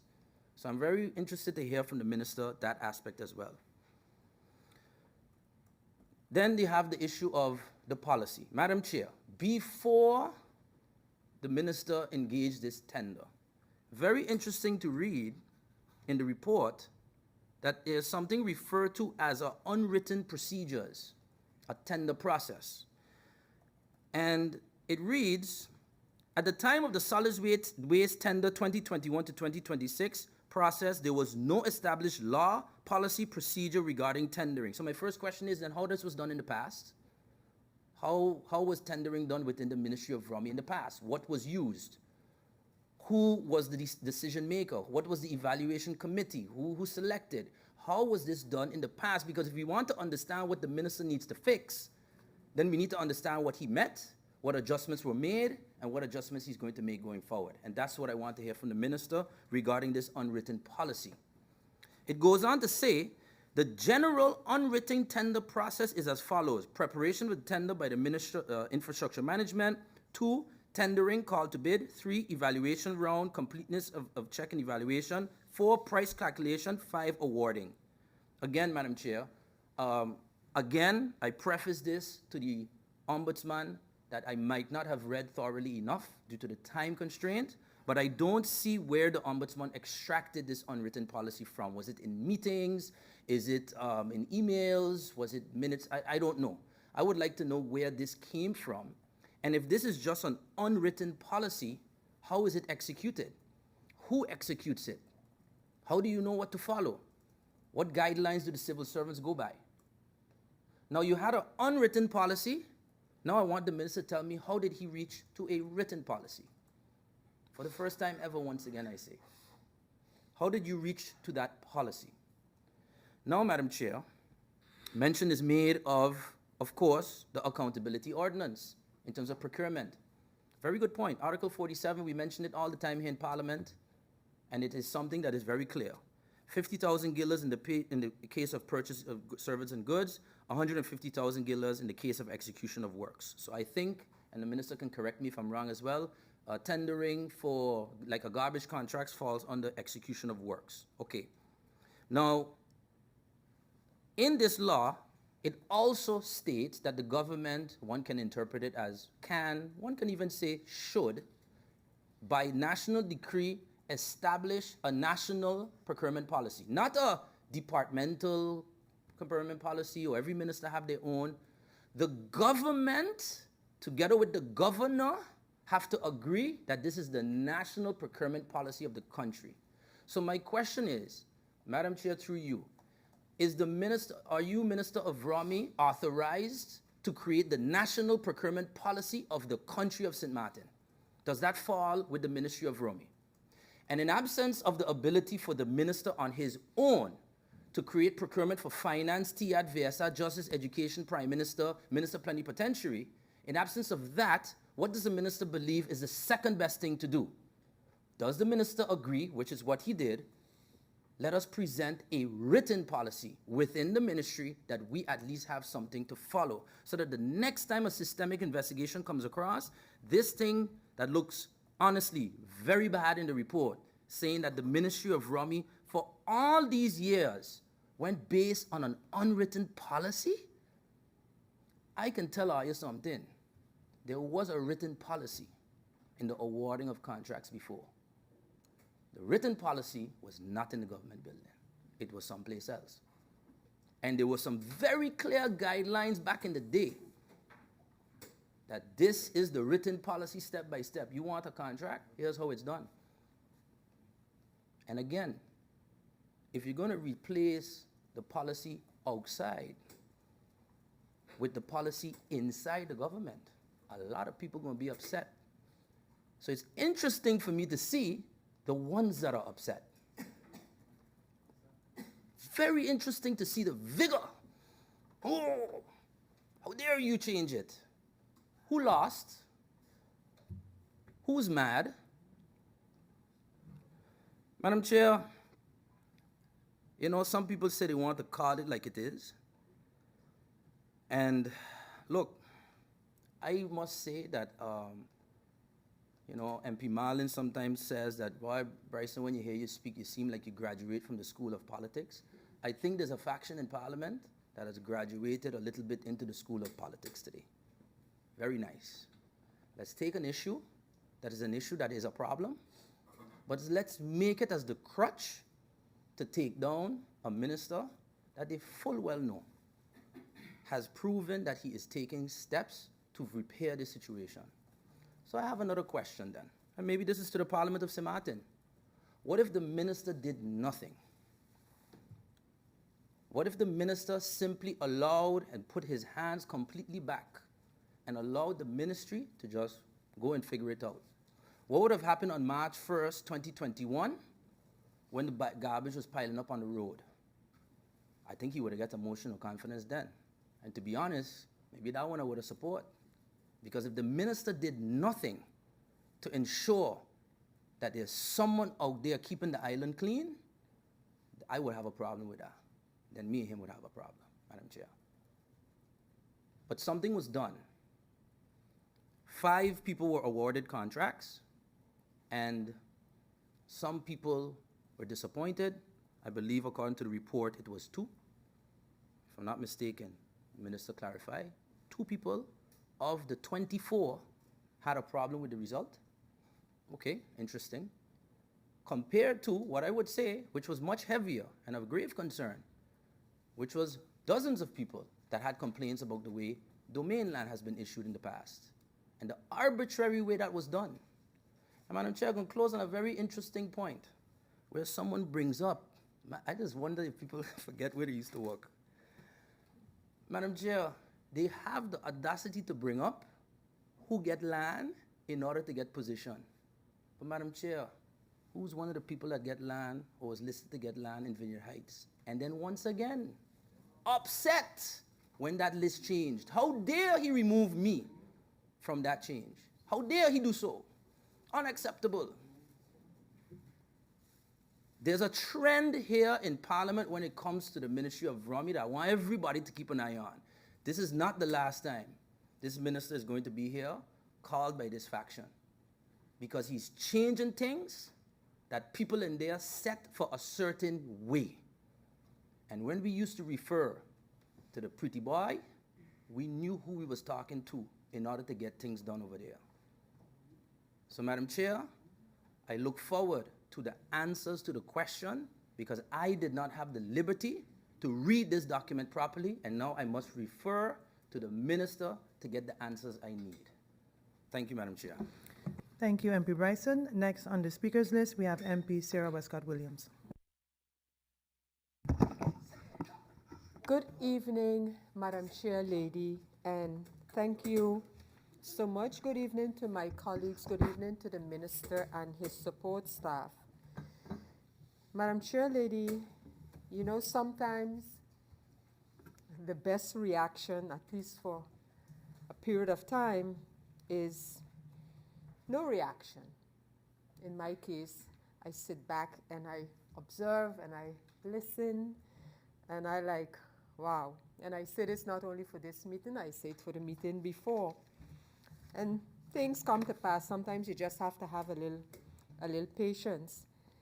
Madam Chair Lady, I want to take this particular issue here today. But firstly, before I take the issue here today, Madam Chair Lady, I want to thank you for understanding the reason for labeling this matter urgent, the request being urgent, and you honoring that request to call an urgent public meeting of Parliament. I want to thank you for that understanding. Madam Chair Lady, I have stated this in the past when the very Ministry of Romy and the Ombudsman Office had a fracas, or definitely was more than a disagreement, but it was a back and forth. At that time, the Ombudsman, as a woman, was, in my opinion, verbally attacked, and I spoke out loud and clear against it. But not only because I believe the attack, the verbal attack on the Ombudsman had absolutely no place, or has no place in our system, but Madam Chair Lady, if we cannot respect and understand our own high councils of state, Madam Chair Lady, then we're wrongly busy. We are wrongly busy. And so back then, I was very, very much perturbed by that interaction, by that whatever it was going on at the time, based on a report by the Ombudsman as well regarding the Ministry of Romy. Madam Chair Lady is with the same view in mind that I questioned the issue of the integrity chamber and the whole matter of cutting the budget, a budget sent to Parliament for the integrity chamber by the government of St. Martin. Madam Chair Lady, I questioned the government because if we have these institutions there, high councils of state and similar institutions, then Madam Chair Lady, we got to give them their due. We have to give them their due. Madam Chair Lady, while this meeting, as I said, I believe it was necessary to urgently call the meeting. I thank the Minister for responding to this urgent call. Because, Madam Chair Lady, there are several questions regarding the Ministry of Romy, generally speaking, that I have, which are still outstanding to be answered. I also have two requests in, Madam Chair Lady, for the Committee of Romy to call, meetings to call, and Madam Chair Lady, regarding matters that are on the people's mind today and that we can't put off or turn a blind eye to and allow it to continue and then throw our hands up in the air because there's nothing we can do. Madam Chair Lady, my question or my request for a committee meeting of VROMI, one goes back to March of this year, and it regards a meeting in which the minister can explain the management and licensing of public domain.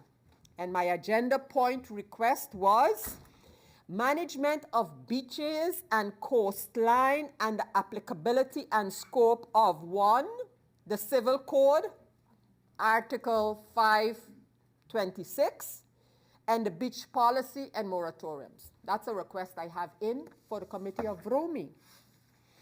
I know I've understood that the issue with it might be that I asked for this to be a joint meeting, a meeting between the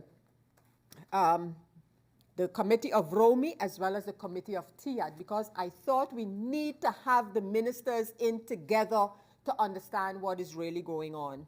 A more recent one, Madam Chair Lady, and here's where the urgency come in, is for a committee meeting of Rome to discuss the island's zoning and spatial planning and the hillside policy. Madam Chair Lady, I don't have to remind any of my colleagues or the public at large of the very worrisome presentation that we got here in Parliament regarding the matter of the spatial planning of this country and the developments that are currently going on. So, Madam Chair Lady, I say all of that to say that there are issues that we need to urgently address. And Madam Chair Lady, like my colleagues who have spoken before me, I too, and in fact the entire population of St. Martin is able to read and digest the report of the Ombudsman regarding the awarding of the garbage contracts. And for those who are not able, don't have the time to read the report, the Ombudsman office actually also issued animated video. I just shared the video for persons out there to understand what it is that we're talking about. What is the big to-do here?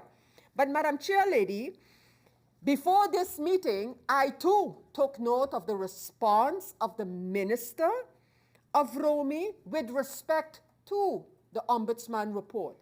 But I believe, Madam Chair Lady, that is not sufficient, because the question is, and for me that's important in this meeting here, we received the results of the systemic investigation by the Ombudsman in the awarding of the contracts for garbage collection.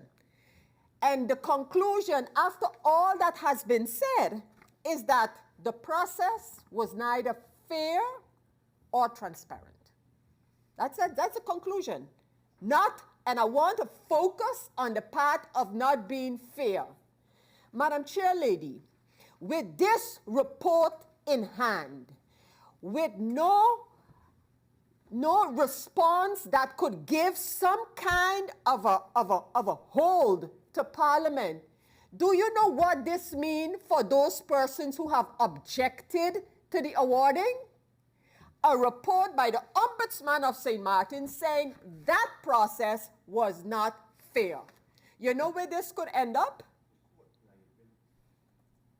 For government. So to make it seem as if we are here busy in Parliament and want to show that we're working on a report of the Ombudsman, yes, we should.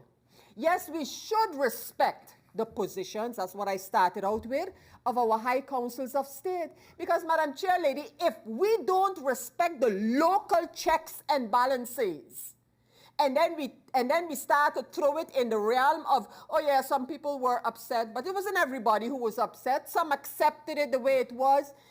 That is not the point. Madam Chair Lady, that is not the point. The point is that we have a report by the Ombudsman based on an investigation. The conclusions I have to accept. Madam Chair Lady, I can't go do an investigation. I have to accept. If I start to doubt the Ombudsman being impartial, being thorough in her investigation, then we might as well go home. You think every time I get an advice, for example, to give you an example, from the Council of Advice of St. Martin on a draft initiative law, whatever it may be, do I always concur with the findings, the reaction, the recommendations? No, I don't like it if a draft initiative or law of mine is questioned, but I have to respect the fact that that's where it has to go. And the Council of Advice is in its right to say, well, did you think of this? Did you do this? Why did you do it this way? That's part of the process, our checks and balances.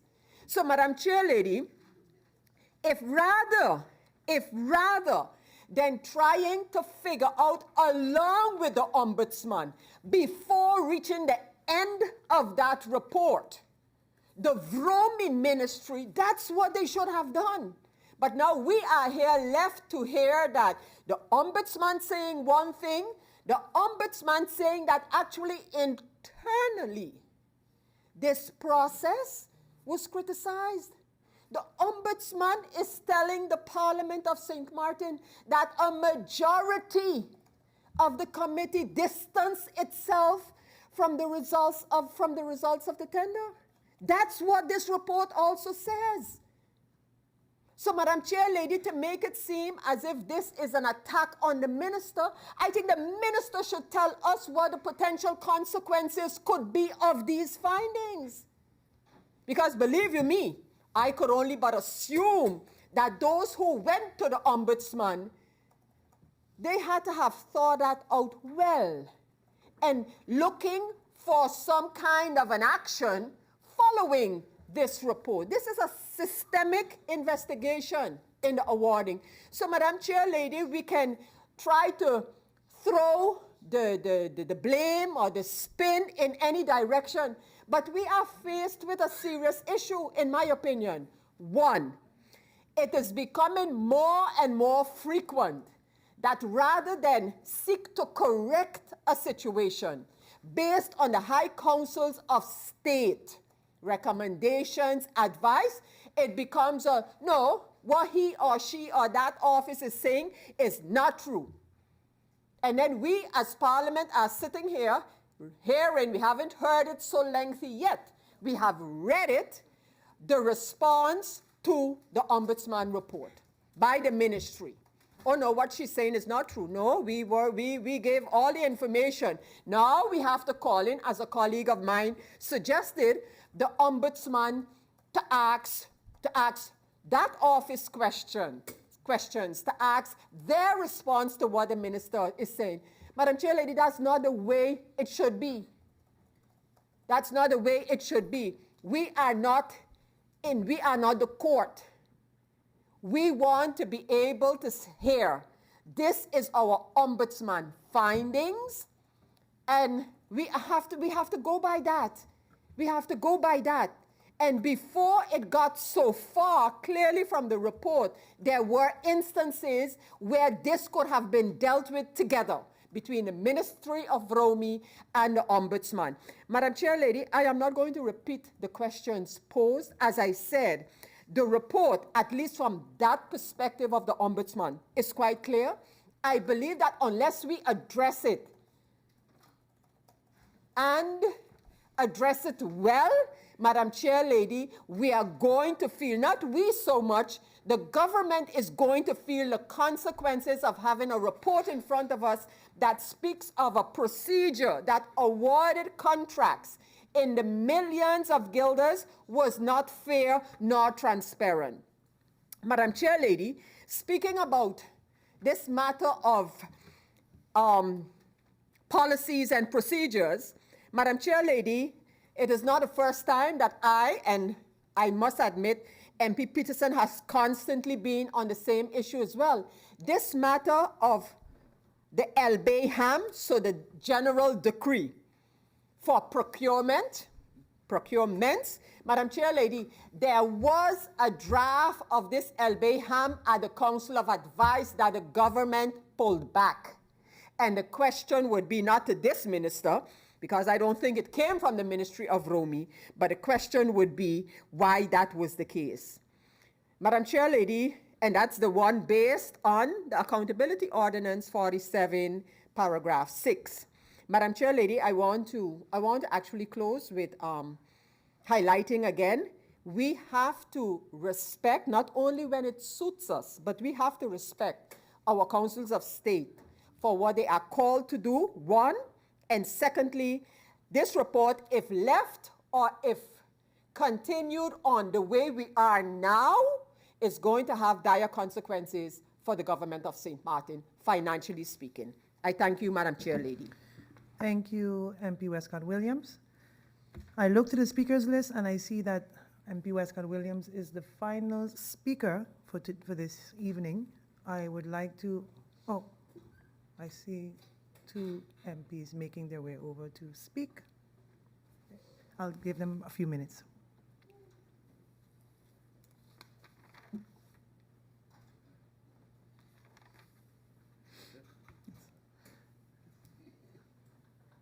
We have MP Brownbill that would like to have the floor. MP Brownbill.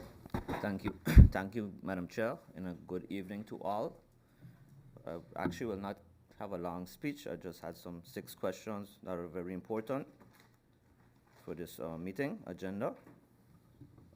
So here you go. Through you, Madam Chair, to the Minister of Rami, what are the improvement points made this far since the tender? How did the evaluation committee come about this with the tenders? What documents were provided to the Ombudsman that was not included in her report? Could you provide the policy which you and the team have drafted?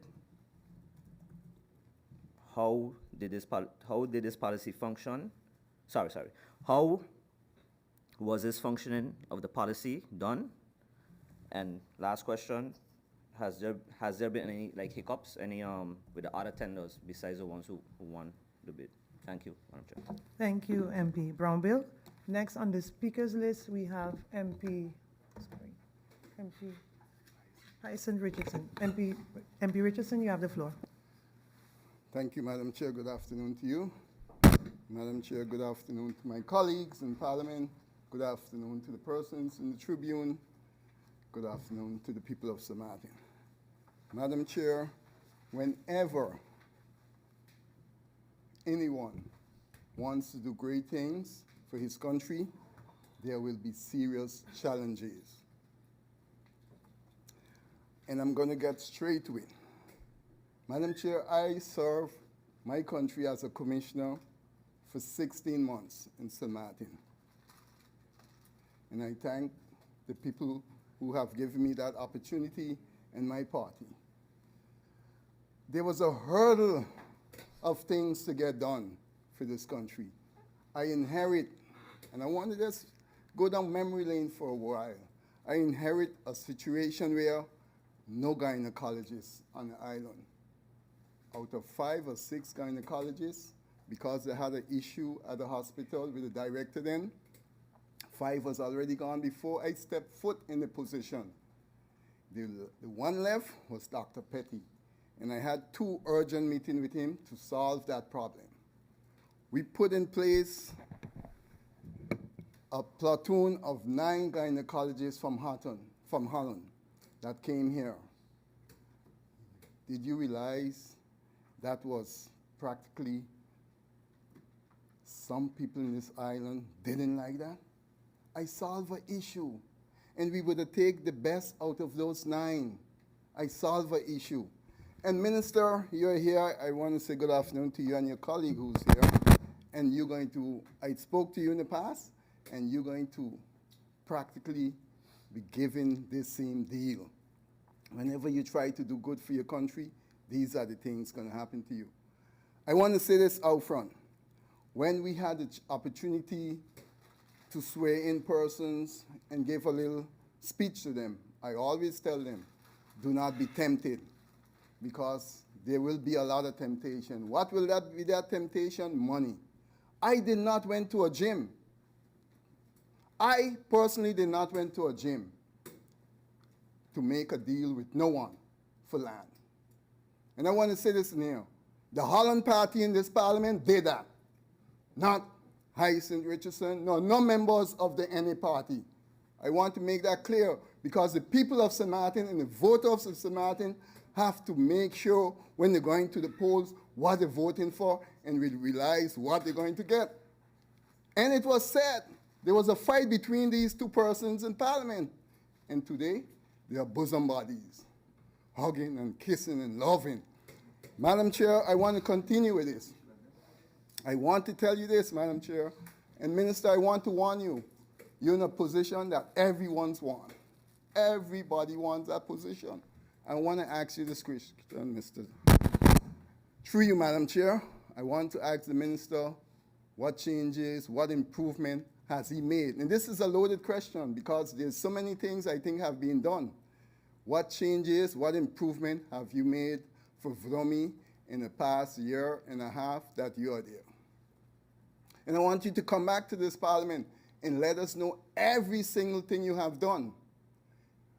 I could remember writing an article years ago about the sewage smell in Dutch Quarter. And Windward Roads had that contract. And I challenged that because I say we cannot be paying a company big bucks to do a job and then that job is not done. So I want to know, Minister, have you been doing anything to solve this issue with the stench and the contract of Windward Roads that is there now? Minister, let this Parliament know. I want to say this. I was not given land in Lago Heights, Princess Heights, or no Heights. I have been fighting to preserve land for agriculture for many years in St. Martin. And I think the honest minister, I can even say Christopher tried. He even visited the farm. And Minister, I will ask you to visit the farm. We as a family is the only ones on the Dutch side still have animals such like cows, goats, pigs, and so forth. Now it's very dry, so sometimes they get away and they roam the place, and we have to go and get them back and so forth. So I ask you personally, I had a meeting with you, and I ask you to set aside land for people for farming in this country and for agriculture. If we didn't learn from what happened with COVID, then we're going to be able to see what will be done to us in the future. I see St. Kitts and Nevis is taking everything seriously, and it's saying another 3 years ago to make this statement. In another 5 years, they don't have to bring in no vegetables, no fruits to their country because they are providing it for themselves. That's sustainability for a country. Minister, I want you to know, I have called you on more than one occasion for certain things, and I want to thank you because sometimes you have to be driving around to see what is taking place if your staff is not doing that. When I see the garbage loaded in St. Peter's, I call you, I took the pictures, and the same day it was taken care of. I want to thank you for that, Minister. Seriously, from the bottom of my heart, I want to thank you for that. Because you can't be paying companies, and then they are not doing the job right. I want the people of St. Martin to know what they have here.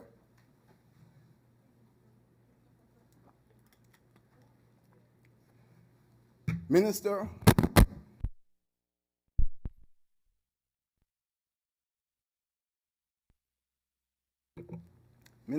you are the biggest part vote getter.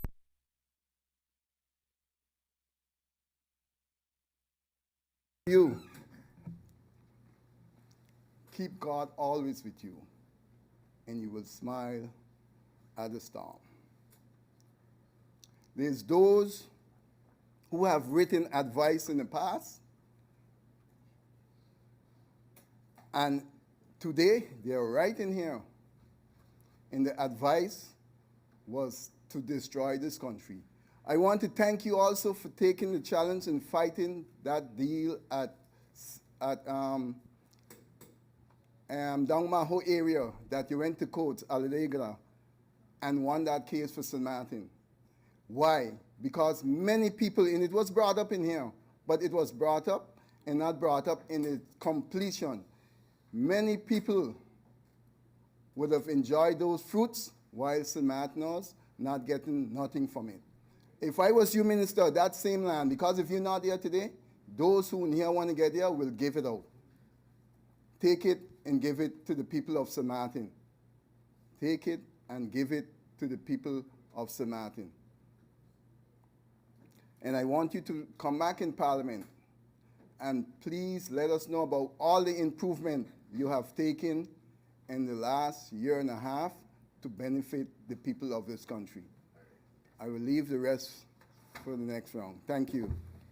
Thank you, MP Hyacinth Richardson. MP Richardson, that question you requested of the minister is completely off topic. So I would suggest maybe if the minister is going to respond to it, that you maintain the one when you asked what has he accomplished for his entire tenure has nothing to do. Yeah, but we're talking about the Ombudsman report today, so we need to remain on topic. Madam Chair. Yes. Madam Chair, it's the Ombudsman report, Yes. but it has to do with land. So I don't think it's a question that No, it shouldn't does be not have asked. to do with land, MP. It has to do with a has- garbage bidding. It has to The do with... report is Okay, regarding Madam the Chair, thank you. garbage bidding. Thank you, MP Richardson. Next on the speakers list, we have MP Ludmila Duncan. You have the floor. Thank you, Madam Chair. I am going to be very quick. First, the Ombudsman, I would also like to say, is the defender of the public interest, just as we represent the people of St. Martin in Parliament. Government is also representative of the people to execute, to create policies that affect them in their daily lives. The Ombudsman is the defender of the people. So when a citizen goes to complain to the Ombudsman, they have a right to expect that complaint will be looked into. In fact, the Ombudsman has been doing her job more so than I would say even us in here, in terms of investigations, in terms of saying, hey, government, some of these policies need work. Madam Chair, I became a policy advisor. I mentioned it earlier, about 12 years ago. I went to school, I went to university to study public management. I didn't wake up one morning and say, I think I could do this. Creating public policies that affect the people of St. Martin require a number of things. First of all, you have to analyze the environment, understand what is currently in place, while having a vision what should be, and that vision should always be to improve. And then you're supposed to create options. Those options have consequences. If I do A, this is going to happen. If I do B, this is going to happen. And so based on all of these options, I think this is best for the country moving forward. That is proper policy making. And that is always what I stand on. When I talk about good corporate governance, it's because in the positions that I were in, I was always fair and ethical in my decision making. I worked at immigration for 3 years in the Ministry of Justice.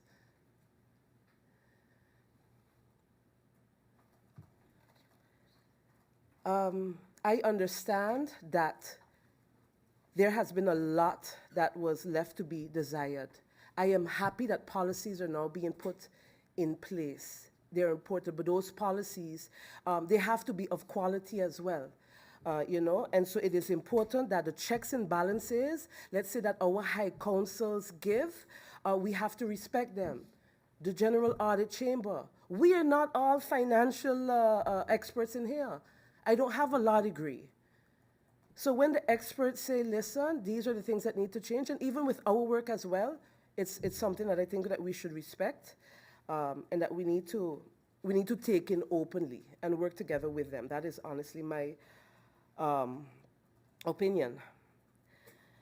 In becoming an MP, Madam Chair, I also had to think about how I would be judged, because I was on the outside a couple of years ago, and I would look at the MPs and say, boy, if I was in that position, should I be judged based on my actions now, or should I be judged because somebody that came before me didn't do what they were supposed to do? How should I be judged, actually? If I don't do something, should I be criticized for non-action only or for action?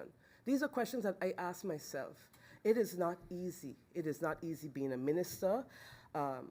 people can say it's definitely easier being an MP than being a minister. It is not easy, but we have to ask ourselves these questions, and we have to make decisions based on what we think is for the greater good, not just a couple of people. The MPs before me, Madam Chair, asked a number of different questions, and so I actually don't have any, but I will await those answers in order to then react in the second round. I must say this, Madam Chair. When we think about governance, we have to think about a couple of things. And actually, these are things that we as a parliament said that we would look into. One, how governments are elected. We have a meeting tomorrow, actually, on the electoral ordinance. How did we get here? Do we deserve to be here? Should we look at changing the system? Will we have more MPs in parliament? That's one thing. Two, policy making, which I talk about all the time because that is my thing. How do we create policies? Are those policies sound? Are they effective? Do they do what they're supposed to do? That's second. And thirdly, do we have the respect of the citizens of this country? When they look at us, are they proud of what they see? Do they mistrust us? Are all of us corrupt? Are all of us continuing what supposedly has been the trend for 30, 40 years? You know, we all have to sit down and ask ourselves how we are representing these institutions and how we are representing the people of St. Martin. That's my opinion. And so I look forward to the answers of the Minister, Madam Chair, for the second round. Thank you. Thank you, MP Duncan. Again, it appears that MP Duncan is the final speaker on the list for this evening, and I would like to turn the floor over now to the Minister to see how long he would need to answer a few questions that was posed by the Member of Parliament. Minister Varan. Thank you, Madam Chair Lady. I would like to be afforded at least 5 minutes to discuss with the staff that are here present to give us kind of indication on the timeline. Sure, no problem. I'll Thank adjourn you. the meeting for 5 minutes. Meeting adjourned for 5.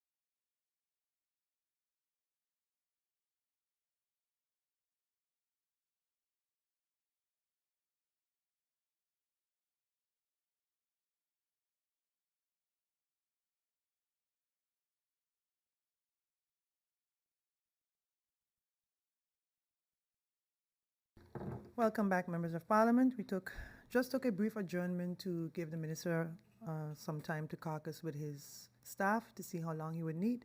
I would like to now give the floor over to the minister to respond to that. Minister. Thank you. Thank you, Madam Chair Lady. After discussing with the staff, it would take minimum 2 weeks to put together all the responses. Minister, the member of parliament asked about 21 questions, a little over 20 questions. You need 2 weeks to answer over 10 questions from MP Bryson, 6 questions from MP Brownbill, 5 questions from MP Christophe Emmanuel. 18 questions. Madam Chair Lady, just to give clarity, I'm glad that you took note of the amount of questions. Yes, I did. However, the former acting department head is on vacation. The current the acting SG is on sick leave, so therefore we need some time to compile the information if you want a full response to Parliament. I discussed with the team. They are heavy burden, already short staff, as has been reiterated, so therefore that is the response that I have. Minister, I'd like to take a 5-minute adjournment. Meeting adjourned for 5 minutes.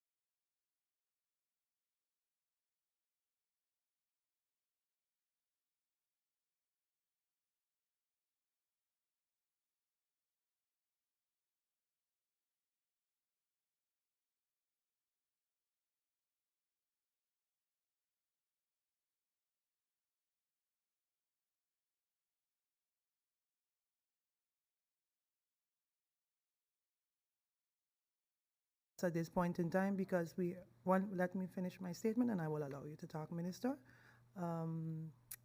So the thing is, we are going into recess, and I am aware of some of the member of parliaments that are going to be off island during the recess. So I cannot guarantee that we will be able to even reconvene this meeting in 2 weeks. So with that, Point of order, Madam Chair. yes, MP. Madam Chair Lady, the questions that I ask don't need no research, none whatsoever. None. 2 weeks, Madam Chair. I asked, what is the reason that 4 persons left the evaluation committee? Madam Chair, those answers are directly out of the ministry's cabinet, not even from the civil servants and the experts to answer. Madam Chair, I asked, where did the replacement came from? That don't require no 2 weeks. Madam Chair Lady, those are the questions that I ask. I would like the answers for my questions. These questions don't require 2 weeks. As a matter of fact, Madam Chair, in the investigation, they're right in here. The answers are here. Madam Chair Lady, I am asking for my answers. Thank you very much. Because, Madam Chair, this government has a modus operandi of not answering questions. I would like my answers, please, Madam Chair Lady. Thank you, MP Emmanuel. Minister, is it possible, I'm going to give you the floor, but is it possible to answer a few of the questions before you leave? No. Minister, you have the floor.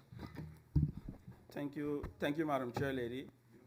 To be quite honest, this is kind of new to me because here you have the MP saying that he has the answers to the questions that he's asking, so I'm guessing you're making fun of the population by doing that, but that's not my place. I just want to say, Madam Chair Lady, I want to critically answer all the questions as well as the statements made.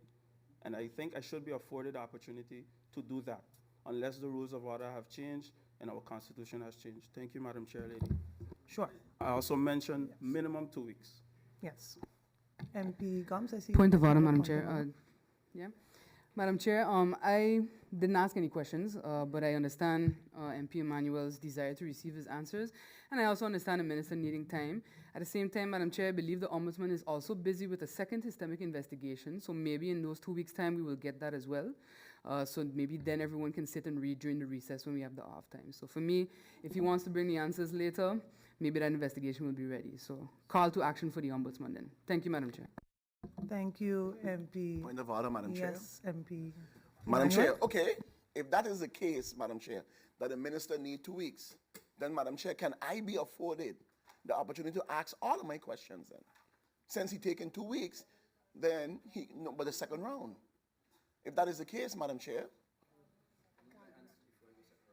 if that is the case, then I can ask all my questions. MP, your time has already exhausted in the first round, and he would have to answer those questions first. Unfortunately, MP, I cannot afford you that. So with that, MPs, members of Parliament, I will then adjourn this meeting until further notice. Meeting adjourned.